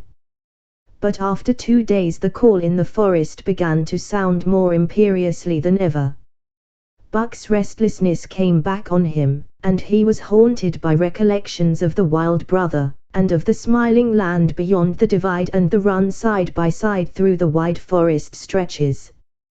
Once again he took to wandering in the woods, but the wild brother came no more, and though he listened through long vigils, the mournful howl was never raised. He began to sleep out at night, staying away from camp for days at a time, and once he crossed the divide at the head of the creek and went down into the land of timber and streams. There he wandered for a week, seeking vainly for fresh sign of the wild brother, killing his meat as he traveled and traveling with the long, easy lope that seems never to tire. He fished for salmon in a broad stream that emptied somewhere into the sea, and by this stream he killed a large black bear, blinded by the mosquitoes while likewise fishing, and raging through the forest helpless and terrible. Even so, it was a hard fight, and it aroused the last latent remnants of Buck's ferocity. And 2 days later, when he returned to his kill and found a dozen wolves quarreling over the spoil, he scattered them like chaff, and those that fled left 2 behind who would quarrel no more. The blood-longing became stronger than ever before. He was a killer, a thing that preyed, living on the things that lived, unaided, alone, by virtue of his own strength and prowess, surviving triumphantly in a hostile environment where only the strong survived. Because of all this he became possessed of a great pride in himself, which communicated itself like a contagion to his physical being. It advertised itself in all his movements, was apparent in the play of every muscle, spoke plainly as speech in the way he carried himself, and made his glorious furry coat if anything more glorious. But for the stray brown on his muzzle and above his eyes, and for the splash of white hair that ran midmost down his chest, he might well have been mistaken for a gigantic wolf, larger than the largest of the breed. From his St. Bernard father he had inherited size and weight, but it was his shepherd mother who had given shape to that size and weight. His muzzle was the long wolf muzzle, save that it was larger than the muzzle of any wolf, and his head, somewhat broader, was the wolf head on a massive scale. His cunning was wolf cunning, and wild cunning, his intelligence, shepherd intelligence and Saint Bernard intelligence, and all this, plus an experience gained in the fiercest of schools, made him as formidable a creature as any that roamed the wild. A carnivorous animal living on a straight meat diet, he was in full flower, at the high tide of his life, overspilling with vigor and virility. When Thornton passed a caressing hand along his back, a snapping and crackling followed the hand, each hair discharging its pent magnetism at the contact. Every part, brain and body, nerve tissue and fiber, was keyed to the most exquisite pitch, and between all the parts there was a perfect equilibrium or adjustment. To sights and sounds and events which required action, he responded with lightning-like rapidity. Quickly as a husky dog could leap to defend from attack or to attack, he could leap twice as quickly. He saw the movement, or heard sound, and responded in less time than another dog required to compass the mere seeing or hearing. He perceived and determined and responded in the same instant. In point of fact, the three actions of perceiving, determining, and responding were sequential, but so infinitesimal were the intervals of time between them that they appeared simultaneous. His muscles were surcharged with vitality, and snapped into play sharply, like steel springs. Life streamed through him in splendid flood, glad and rampant, until it seemed that it would burst him asunder in sheer ecstasy and pour forth generously over the world. "Never was there such a dog," said John Thornton one day, as the partners watched Buck marching out of camp. "When he was made, the mold was broke," said Pete. "P.Y. Jingo. I think so," Meinzelf Hans affirmed. They saw him marching out of camp, but they did not see the instant and terrible transformation which took place as soon as he was within the secrecy of the forest. He no longer marched. At once he became a thing of the wild, stealing along softly, cat-footed, a passing shadow that appeared and disappeared among the shadows. He knew how to take advantage of every cover, to crawl on his belly like a snake, and like a snake to leap and strike. He could take a ptarmigan from its nest, kill a rabbit as it slept, and snap in mid-air the little chipmunks fleeing a second too late for the trees. Fish, in open pools, were not too quick for him, nor were beaver, mending their dams, too wary. He killed to eat, not from wantonness, but he preferred to eat what he killed himself. So a lurking humor ran through his deeds, and it was his delight to steal upon the squirrels, and, when he all but had them, to let them go, chattering in mortal fear to the treetops. As the fall of the year came on, the moose appeared in greater abundance, moving slowly down to meet the winter in the lower and less rigorous valleys. Buck had already dragged down a stray part-grown calf, but he wished strongly for larger and more formidable quarry, and he came upon it one day on the divide at the head of the creek. A band of 20 moose had crossed over from the land of streams and timber, and chief among them was a great bull. He was in a savage temper, and, standing over 6 feet from the ground, was as formidable an antagonist as even Buck could desire. Back and forth the bull tossed his great palmated antlers, branching to 14 points and embracing 7 feet within the tips. His small eyes burned with a vicious and bitter light, while he roared with fury at sight of Buck. From the bull's side, just forward of the flank, protruded a feathered arrow end, which accounted for his savageness. Guided by that instinct which came from the old hunting days of the primordial world, Buck proceeded to cut the bull out from the herd. It was no slight task. He would bark and dance about in front of the bull, just out of reach of the great antlers and of the terrible splay hoofs which could have stamped his life out with a single blow. Unable to turn his back on the fanged danger and go on, the bull would be driven into paroxysms of rage. At such moments he charged Buck, who retreated craftily, alluring him on by a simulated inability to escape. But when he was thus separated from his fellows, 2 or 3 of the younger bulls would charge back upon Buck and enable the wounded bull to rejoin the herd. There is a patience of the wild, dogged, tireless, persistent as life itself, that holds motionless for endless hours the spider in its web, the snake in its coils, the panther in its ambuscade. This patience belongs peculiarly to life when it hunts its living food, and it belonged to Buck as he clung to the flank of the herd, retarding its march, irritating the young bulls, worrying the cows with their half-grown calves, and driving the wounded bull mad with helpless rage. For half a day this continued. Buck multiplied himself, attacking from all sides, enveloping the herd in a whirlwind of menace, cutting out his victim as fast as it could rejoin its mates, wearing out the patience of creatures preyed upon, which is a lesser patience than that of creatures preying. As the day wore along and the sun dropped to its bed in the northwest, the darkness had come back and the fall nights were 6 hours long. The young bulls retraced their steps more and more reluctantly to the aid of their beset leader. The downcoming winter was harrying them on to the lower levels, and it seemed they could never shake off this tireless creature that held them back. Besides, it was not the life of the herd, or of the young bulls, that was threatened. The life of only one member was demanded, which was a remoter interest than their lives, and in the end they were content to pay the toll. As twilight fell, the old bull stood with lowered head, watching his mates, the cows he had known, the calves he had fathered, the bulls he had mastered, as they shambled on at a rapid pace through the fading light.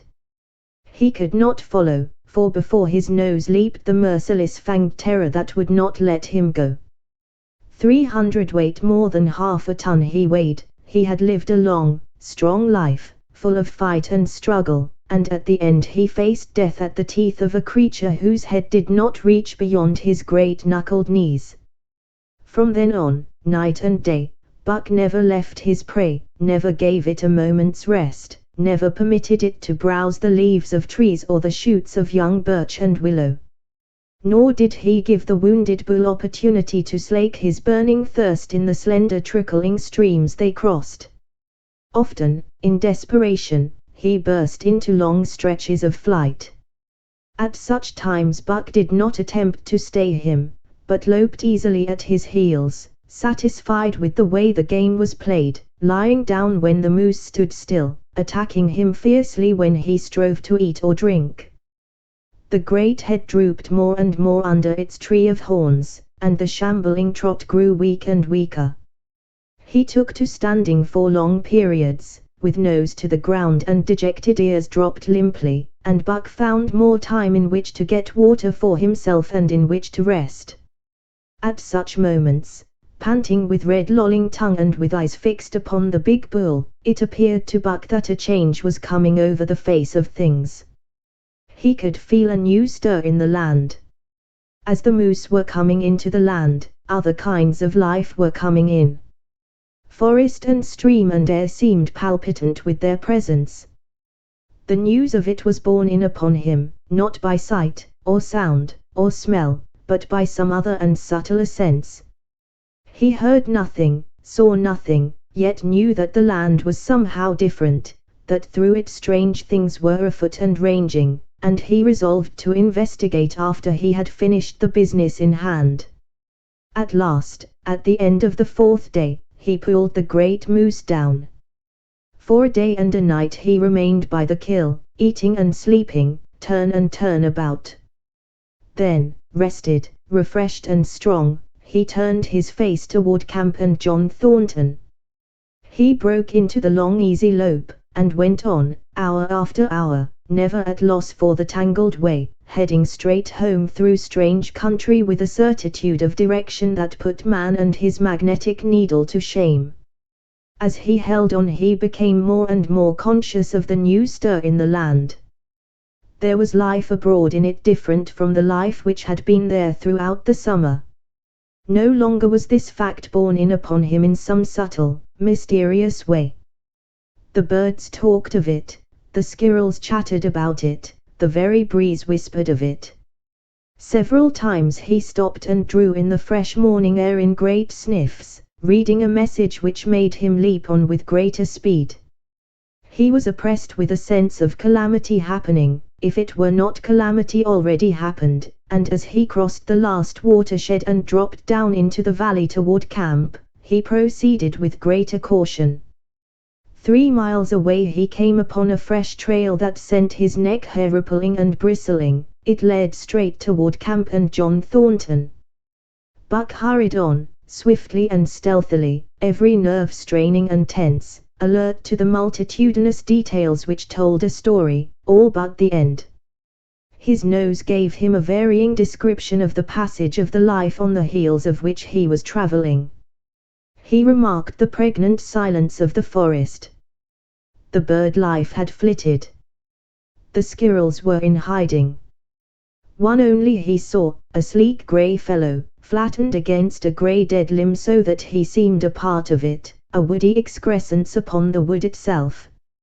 As Buck slid along with the obscureness of a gliding shadow, his nose was jerked suddenly to the side as though a positive force had gripped and pulled it. He followed the new scent into a thicket and found Nig. He was lying on his side, dead where he had dragged himself, an arrow protruding, head and feathers, from either side of his body. 100 yards farther on, Buck came upon one of the sled dogs Thornton had bought in Dawson. This dog was thrashing about in a death struggle, directly on the trail, and Buck passed around him without stopping. From the camp came the faint sound of many voices, rising and falling in a sing-song chant. Bellying forward to the edge of the clearing, he found Hans, lying on his face, feathered with arrows like a porcupine. At the same instant Buck peered out where the spruce bough lodge had been and saw what made his hair leap straight up on his neck and shoulders. A gust of overpowering rage swept over him. He did not know that he growled, but he growled aloud with a terrible ferocity. For the last time in his life he allowed passion to usurp cunning and reason, and it was because of his great love for John Thornton that he lost his head. The Uhats were dancing about the wreckage of the spruce bough lodge when they heard a fearful roaring and saw rushing upon them an animal the like of which they had never seen before. It was Buck, a live hurricane of fury, hurling himself upon them in a frenzy to destroy. He sprang at the foremost man, it was the chief of the Uhats, ripping the throat wide open till the rent jugular spouted a fountain of blood. He did not pause to worry the victim, but ripped in passing, with the next bound tearing wide the throat of a second man. There was no withstanding him. He plunged about in their very midst, tearing, rending, destroying, in constant and terrific motion which defied the arrows they discharged at him. In fact, so inconceivably rapid were his movements, and so closely were the Indians tangled together, that they shot one another with the arrows, and one young hunter, hurling a spear at Buck in midair, drove it through the chest of another hunter with such force that the point broke through the skin of the back and stood out beyond. Then a panic seized the Uhats, and they fled in terror to the woods, proclaiming as they fled the advent of the evil spirit. And truly Buck was the fiend incarnate, raging at their heels and dragging them down like deer as they raced through the trees. It was a fateful day for the Uhats. They scattered far and wide over the country, and it was not till a week later that the last of the survivors gathered together in a lower valley and counted their losses. As for Buck, wearying of the pursuit, he returned to the desolate camp. He found Pete where he had been killed in his blankets in the first moment of surprise. Thornton's desperate struggle was fresh written on the earth, and Buck scented every detail of it down to the edge of a deep pool. By the edge, head and 4 feet in the water, lay Skeet, faithful to the last. The pool itself, muddy and discolored from the sluice boxes, effectually hid what it contained, and it contained John Thornton, for Buck followed his trace into the water, from which no trace led away. All day Buck brooded by the pool or roamed restlessly about the camp. Death, as a cessation of movement, as a passing out and away from the lives of the living, he knew, and he knew John Thornton was dead. It left a great void in him, somewhat akin to hunger, but a void which ached, and which food could not fill. At times, when he paused to contemplate the carcasses of the Uhats, he forgot the pain of it, and at such times he was aware of a great pride in himself, a pride greater than any he had yet experienced. He had killed man, the noblest game of all, and he had killed in the face of the law of club and fang. He sniffed the bodies curiously. They had died so easily. It was harder to kill a husky dog than them. They were no match at all, were it not for their arrows and spears and clubs. Thenceforward he would be unafraid of them except when they bore in their hands their arrows, spears, and clubs. Night came on, and a full moon rose high over the trees into the sky, lighting the land till it lay bathed in ghostly day. And with the coming of the night, brooding and mourning by the pool, Buck became alive to a stirring of the new life in the forest other than that which the Uhats had made. He stood up, listening and scenting. From far away drifted a faint, sharp yelp, followed by a chorus of similar sharp yelps. As the moments passed, the yelps grew closer and louder. Again Buck knew them as things heard in that other world which persisted in his memory. He walked to the center of the open space and listened. It was the call, the many-noted call, sounding more luringly and compellingly than ever before. And as never before, he was ready to obey. John Thornton was dead. The last tie was broken. Man and the claims of man no longer bound him. Hunting their living meat, as the Uhats were hunting it, on the flanks of the migrating moose, the wolf pack had at last crossed over from the land of streams and timber and invaded Buck's Valley. Into the clearing where the moonlight streamed, they poured in a silvery flood, and in the center of the clearing stood Buck, motionless as a statue, waiting their coming. They were awed, so still and large he stood, and a moment's pause fell, till the boldest one leaped straight for him. Like a flash Buck struck, breaking the neck. Then he stood, without movement, as before, the stricken wolf rolling in agony behind him. 3 others tried it in sharp succession, and one after the other they drew back, streaming blood from slashed throats or shoulders. This was sufficient to fling the whole pack forward, pell-mell, crowded together, blocked and confused by its eagerness to pull down the prey. Buck's marvelous quickness and agility stood him in good stead. Pivoting on his hind legs, and snapping and gashing, he was everywhere at once, presenting a front which was apparently unbroken, so swiftly did he whirl and guard from side to side. But to prevent them from getting behind him, he was forced back, down past the pool and into the creek bed, till he brought up against a high gravel bank. He worked along to a right angle in the bank which the men had made in the course of mining, and in this angle he came to bay, protected on 3 sides and with nothing to do but face the front. And so well did he face it, that at the end of half an hour the wolves drew back discomfited. The tongues of all were out and lolling, the white fangs showing cruelly white in the moonlight. Some were lying down with heads raised and ears pricked forward, others stood on their feet, watching him, and still others were lapping water from the pool. One wolf, long and lean and grey, advanced cautiously, in a friendly manner, and Buck recognized the wild brother with whom he had run for a night and a day. He was whining softly, and, as Buck whined, they touched noses. Then an old wolf, gaunt and battle-scarred, came forward. Buck writhed his lips into the preliminary of a snarl, but sniffed noses with him, whereupon the old wolf sat down, pointed nose at the moon, and broke out the long wolf howl. The others sat down and howled. And now the call came to Buck in unmistakable accents. He, too, sat down and howled. This over, he came out of his angle and the pack crowded around him, sniffing in half-friendly, half-savage manner. The leaders lifted the yelp of the pack and sprang away into the woods. The wolves swung in behind, yelping in chorus. And Buck ran with them, side by side with the wild brother, yelping as he ran. Asterisk asterisk asterisk. And here may well end the story of Buck. The years were not many when the Yuhats noted a change in the breed of timber wolves, for some were seen with splashes of brown on head and muzzle, and with a rift of white centering down the chest.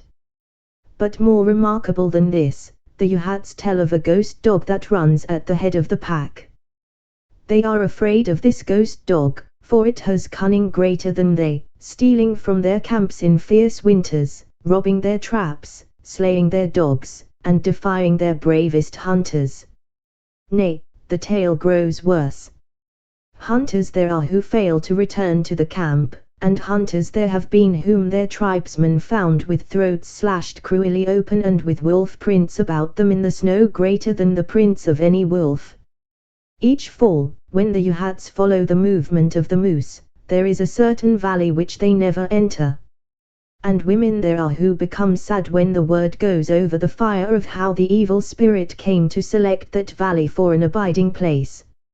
In the summers there is one visitor, however, to that valley, of which the Yuhats do not know. It is a great, gloriously coated wolf, like, and yet unlike, all other wolves. He crosses alone from the smiling timberland and comes down into an open space among the trees. Here a yellow stream flows from rotted moose hide sacks and sinks into the ground, with long grasses growing through it and vegetable mold overrunning it and hiding its yellow from the sun, and here he muses for a time, howling once, long and mournfully, ere he departs. But he is not always alone.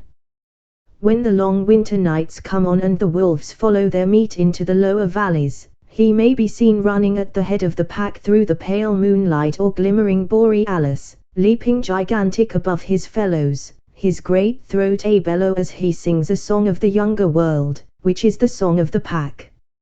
End of the Project Gutenberg ebook of The Call of the Wild, by Jack London. Asterisk asterisk asterisk end of this Project Gutenberg ebook The Call of the Wild asterisk asterisk asterisk. Asterisk asterisk asterisk asterisk asterisk this file should be named 215h.htm or 215h.zip asterisk asterisk asterisk asterisk asterisk. This and all associated files of various formats will be found in http://www.gutenberg.org/2/1/215/. Produced by Ryan, Kirsten, Linda and Rick Trapp, and David Widger. Updated editions will replace the previous one. The old editions will be renamed. Creating the works from print editions not protected by U.S. copyright law means that no one owns a United States copyright in these works. So the Foundation, and you, can copy and distribute it in the United States without permission and without paying copyright royalties. Special rules, set forth in the General Terms of Use Part of this license, apply to copying and distributing Project Gutenberg TM electronic works to protect the Project Gutenberg TM concept and trademark. Project Gutenberg is a registered trademark and may not be used if you charge for the ebooks, unless you receive specific permission. If you do not charge anything for copies of this ebook, complying with the rules is very easy. You may use this ebook for nearly any purpose, such as creation of derivative works, reports, performances and research. They may be modified and printed and given A way you may do practically anything in the United States with ebooks. Not protected by U.S. copyright law. Redistribution is subject to the trademark license, especially commercial redistribution. Start, full license. The full Project Gutenberg license. Please read this before you distribute or use this work. To protect the Project Gutenberg TM mission of promoting the free distribution of electronic works, by using or distributing this work, or any other work associated in any way with the phrase Project Gutenberg, you agree to comply with all the terms of the full Project Gutenberg TM license available with this file or online at www.gutenberg.org/license. Section 1. General Terms of Use and Redistributing Project Gutenberg TM Electronic Works. 1.0. By reading or using any part of this Project Gutenberg TM electronic work, you indicate that you have read, understand, agree to, and accept all the terms of this license and intellectual property, trademark/copyright, agreement. If you do not agree to abide by all the terms of this agreement, you must cease using and return or destroy all copies of Project Gutenberg TM electronic works in your possession. If you paid a fee for obtaining a copy of or access to a Project Gutenberg TM electronic work and you do not agree to be bound by the terms of this agreement, you may obtain a refund from the person or entity to whom you paid the fee as set forth in paragraph 1.e.8. 1.b. Project Gutenberg is a registered trademark. It may only be used on or associated in any way with an electronic work by people who agree to be bound by the terms of this agreement. There are a few things that you can do with most Project Gutenberg TM electronic works, even without complying with the full terms of this agreement. See paragraph 1.c below. There are a lot of things you can do with Project Gutenberg TM electronic works if you follow the terms of this agreement and help preserve free future access to Project Gutenberg TM electronic works. See paragraph 1.e below. 1.c. The Project Gutenberg Literary Archive Foundation, the Foundation or PGLAF, owns a compilation copyright in the collection of Project Gutenberg TM electronic works. Nearly all the individual works in the collection are in the public domain in the United States. If an individual work is unprotected by copyright law in the United States and you are located in the United States, we do not claim a right to prevent you from copying, distributing, performing, displaying or creating derivative works based on the work as long as all references to Project Gutenberg are removed. Of course, we hope that you will support the Project Gutenberg TM mission of promoting free access to electronic works by freely sharing Project Gutenberg TM works in compliance with the terms of this agreement for keeping the Project Gutenberg TM name associated with the work.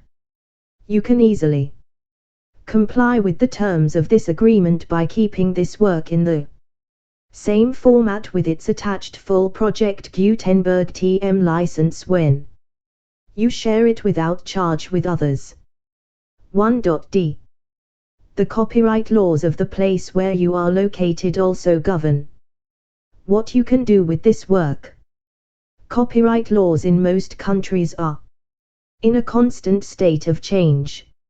If you are outside the United States, check the laws of your country in addition to the terms of this agreement before downloading, copying, displaying, performing, distributing or creating derivative works based on this work or any other Project Gutenberg TM work.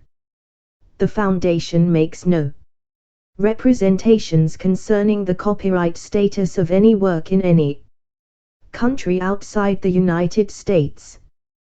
1.e. Unless you have removed all references to Project Gutenberg. 1.e.1.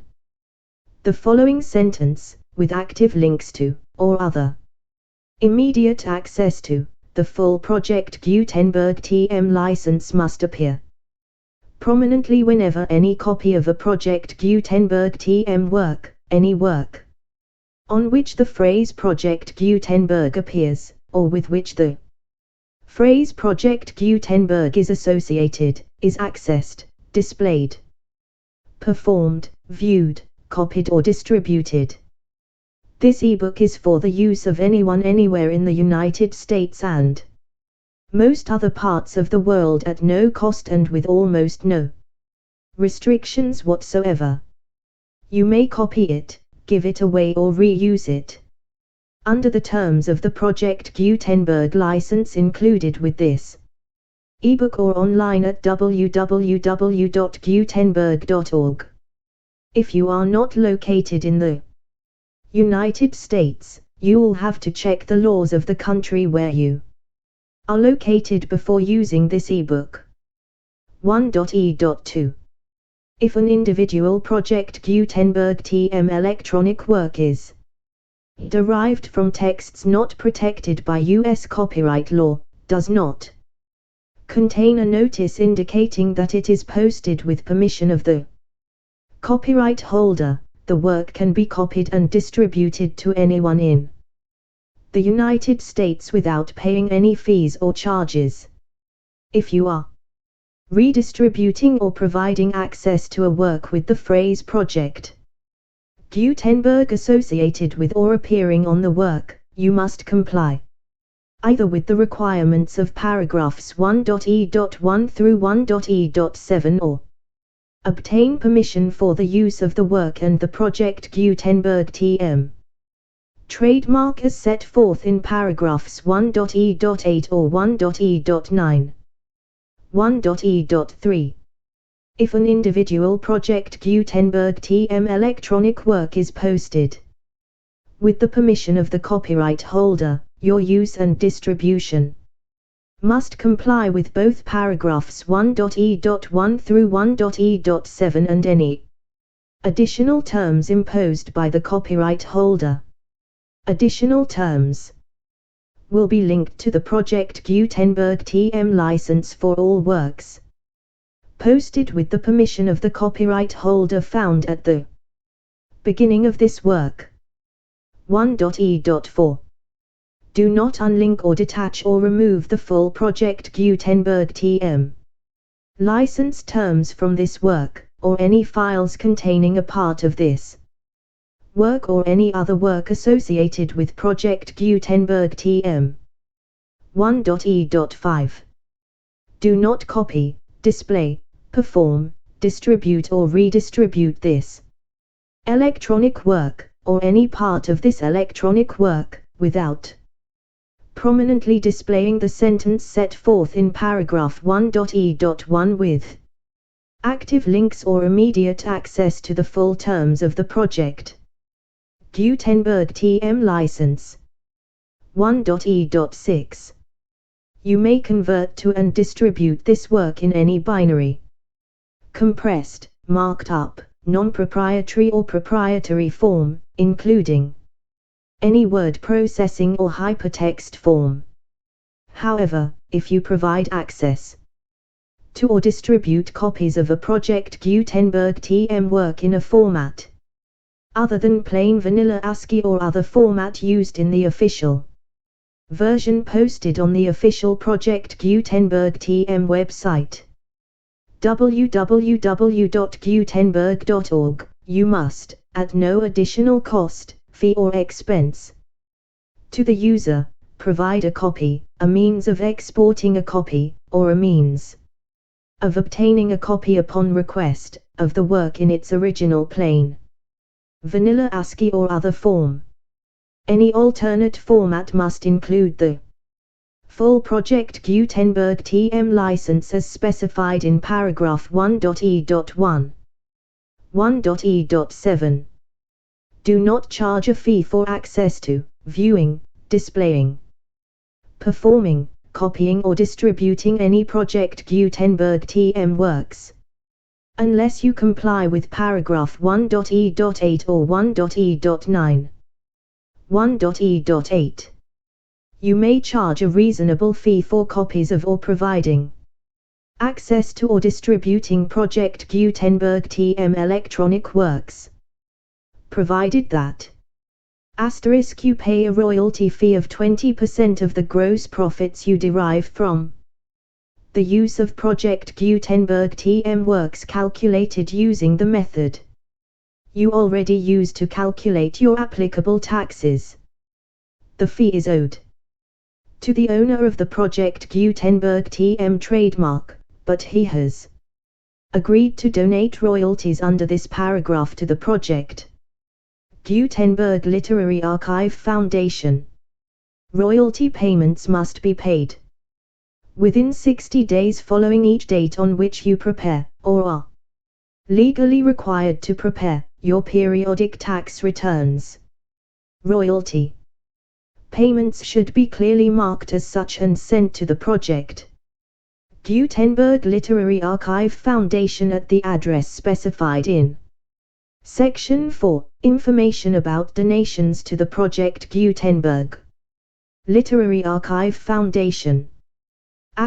You provide a full refund of any money paid by a user who notifies you in writing, or by email, within 30 days of receipt that he does not agree to the terms of the full Project Gutenberg TM license. You must require such a user to return or destroy all copies of the works possessed in a physical medium and discontinue all use of and all access to other copies of Project Gutenberg TM works. You provide, in accordance with paragraph 1.f.3, a full refund of any money paid for a work or a replacement copy, if a defect in the electronic work is discovered and reported to you within 90 days of receipt of the work. You comply with all other terms of this agreement for free distribution of Project Gutenberg TM works. 1.e.9.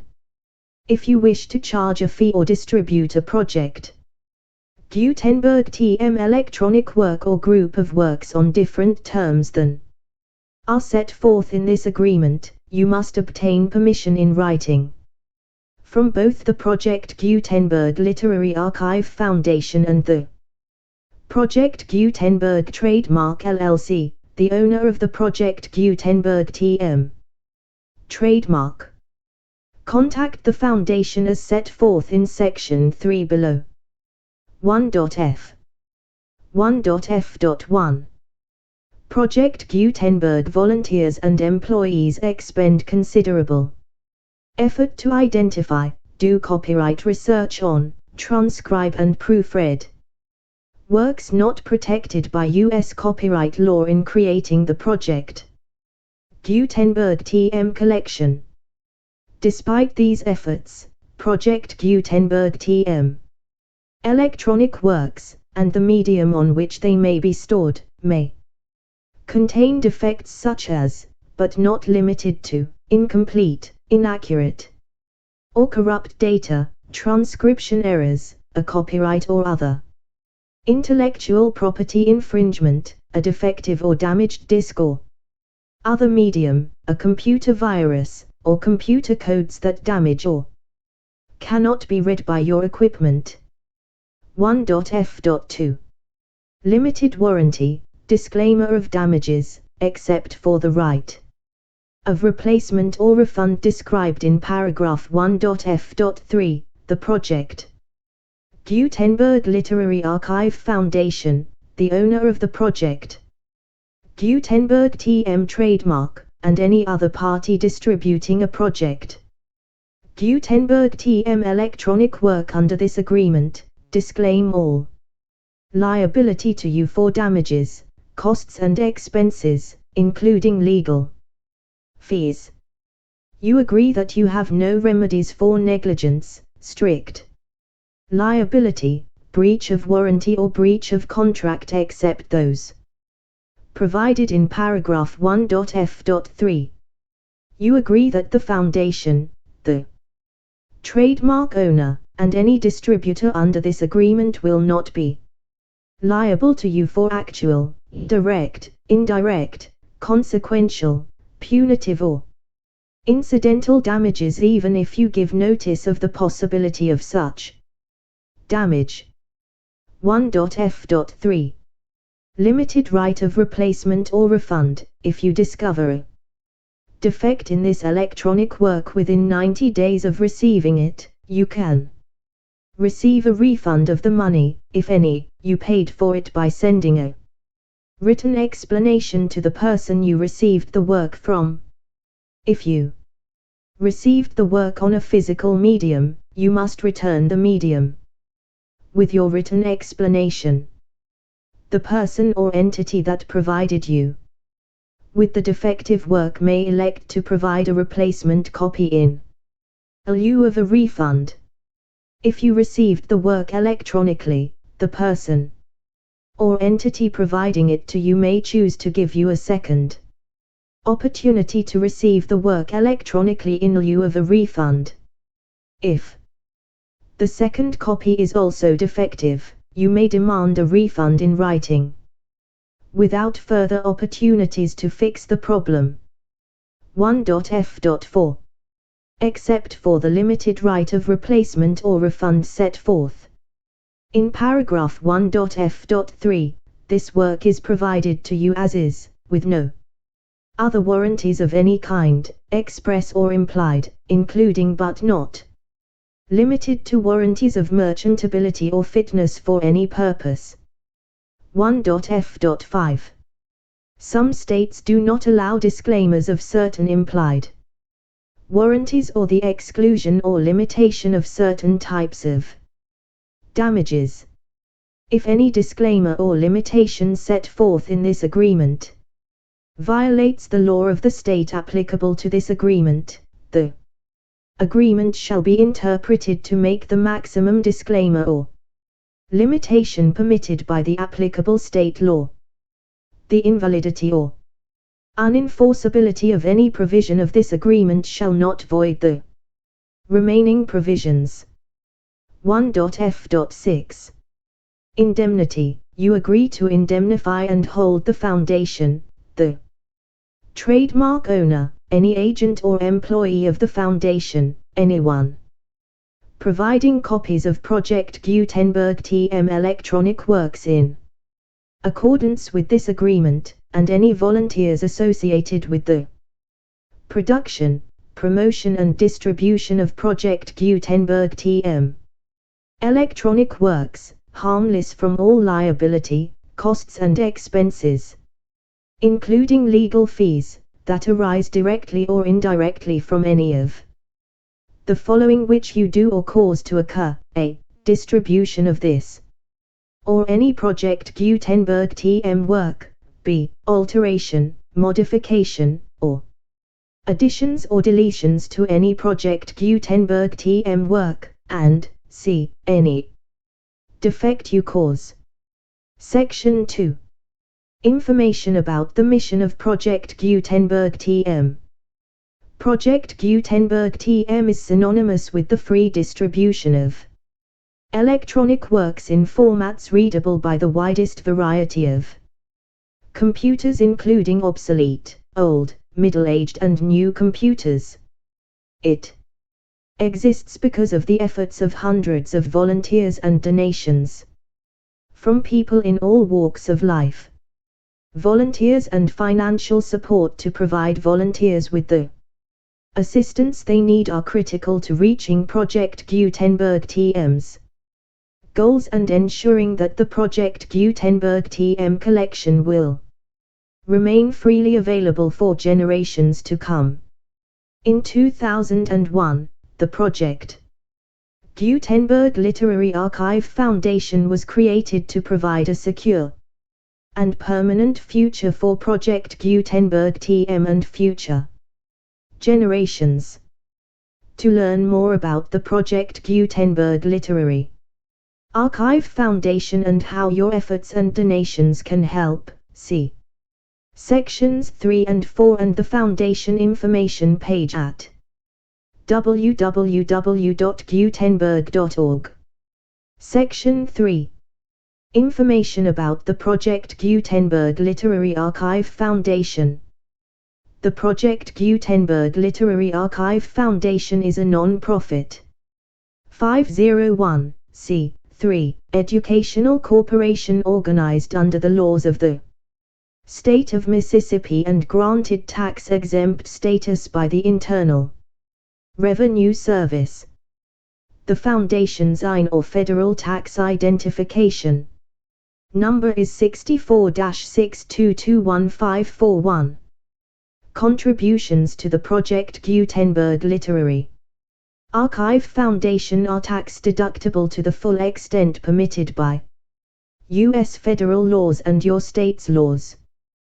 The Foundation's principal office is in Fairbanks, Alaska, with the mailing address, P.O. Box 750,175, Fairbanks, AK 99775, but its volunteers and employees are scattered throughout numerous locations.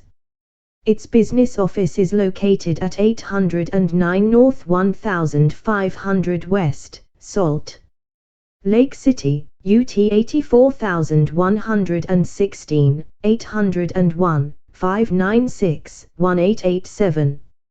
Email contact links and up-to-date contact information can be found at the Foundation's website and official page at www.gutenberg.org/contact. For additional contact information, Dr. Gregory B. Newby, Chief Executive and Director, Newby at pglaf.org. Section 4. Information about donations to the Project Gutenberg Literary Archive Foundation. Project Gutenberg TM depends upon and cannot survive without wide-spread public support and donations to carry out its mission of increasing the number of public domain and licensed works that can be freely distributed in machine-readable form accessible by the widest array of equipment including outdated equipment. Many small donations, $1 to $5,000, are particularly important to maintaining tax-exempt status with the IRS. The Foundation is committed to complying with the laws regulating charities and charitable donations in all 50 states of the United States. Compliance requirements are not uniform and it takes a considerable effort, much paperwork and many fees to meet and keep up with these requirements. We do not solicit donations in locations where we have not received written confirmation of compliance. To send donations or determine the status of compliance for any particular state, visit www.gutenberg.org/donate. While we cannot and do not solicit contributions from states where we have not met the solicitation requirements, we know of no prohibition against accepting unsolicited donations from donors in such states who approach us with offers to donate. International donations are gratefully accepted, but we cannot make any statements concerning tax treatment of donations received from outside the United States. U.S. laws alone swamp our small staff. Please check the Project Gutenberg web pages for current donation methods and addresses.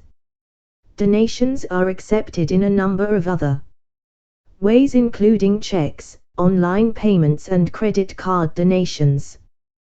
To donate, please visit www.gutenberg.org/donate. Section 5. General information about Project Gutenberg TM Electronic Works. Professor Michael S. Hart was the originator of the project. Gutenberg TM concept of a library of electronic works that could be freely shared with anyone. For 40 years, he produced and distributed Project Gutenberg TM ebooks with only a loose network of volunteer support.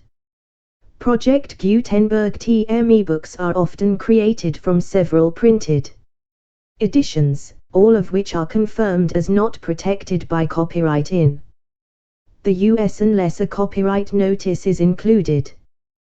Thus, we do not necessarily keep ebooks in compliance with any particular paper edition. Most people start at our website, which has the main PG search facility, www.gutenberg.org. This website includes information about Project Gutenberg TM, including how to make donations to the Project Gutenberg Literary Archive Foundation, how to help produce our new ebooks, and how to subscribe to our email newsletter to hear about new ebooks.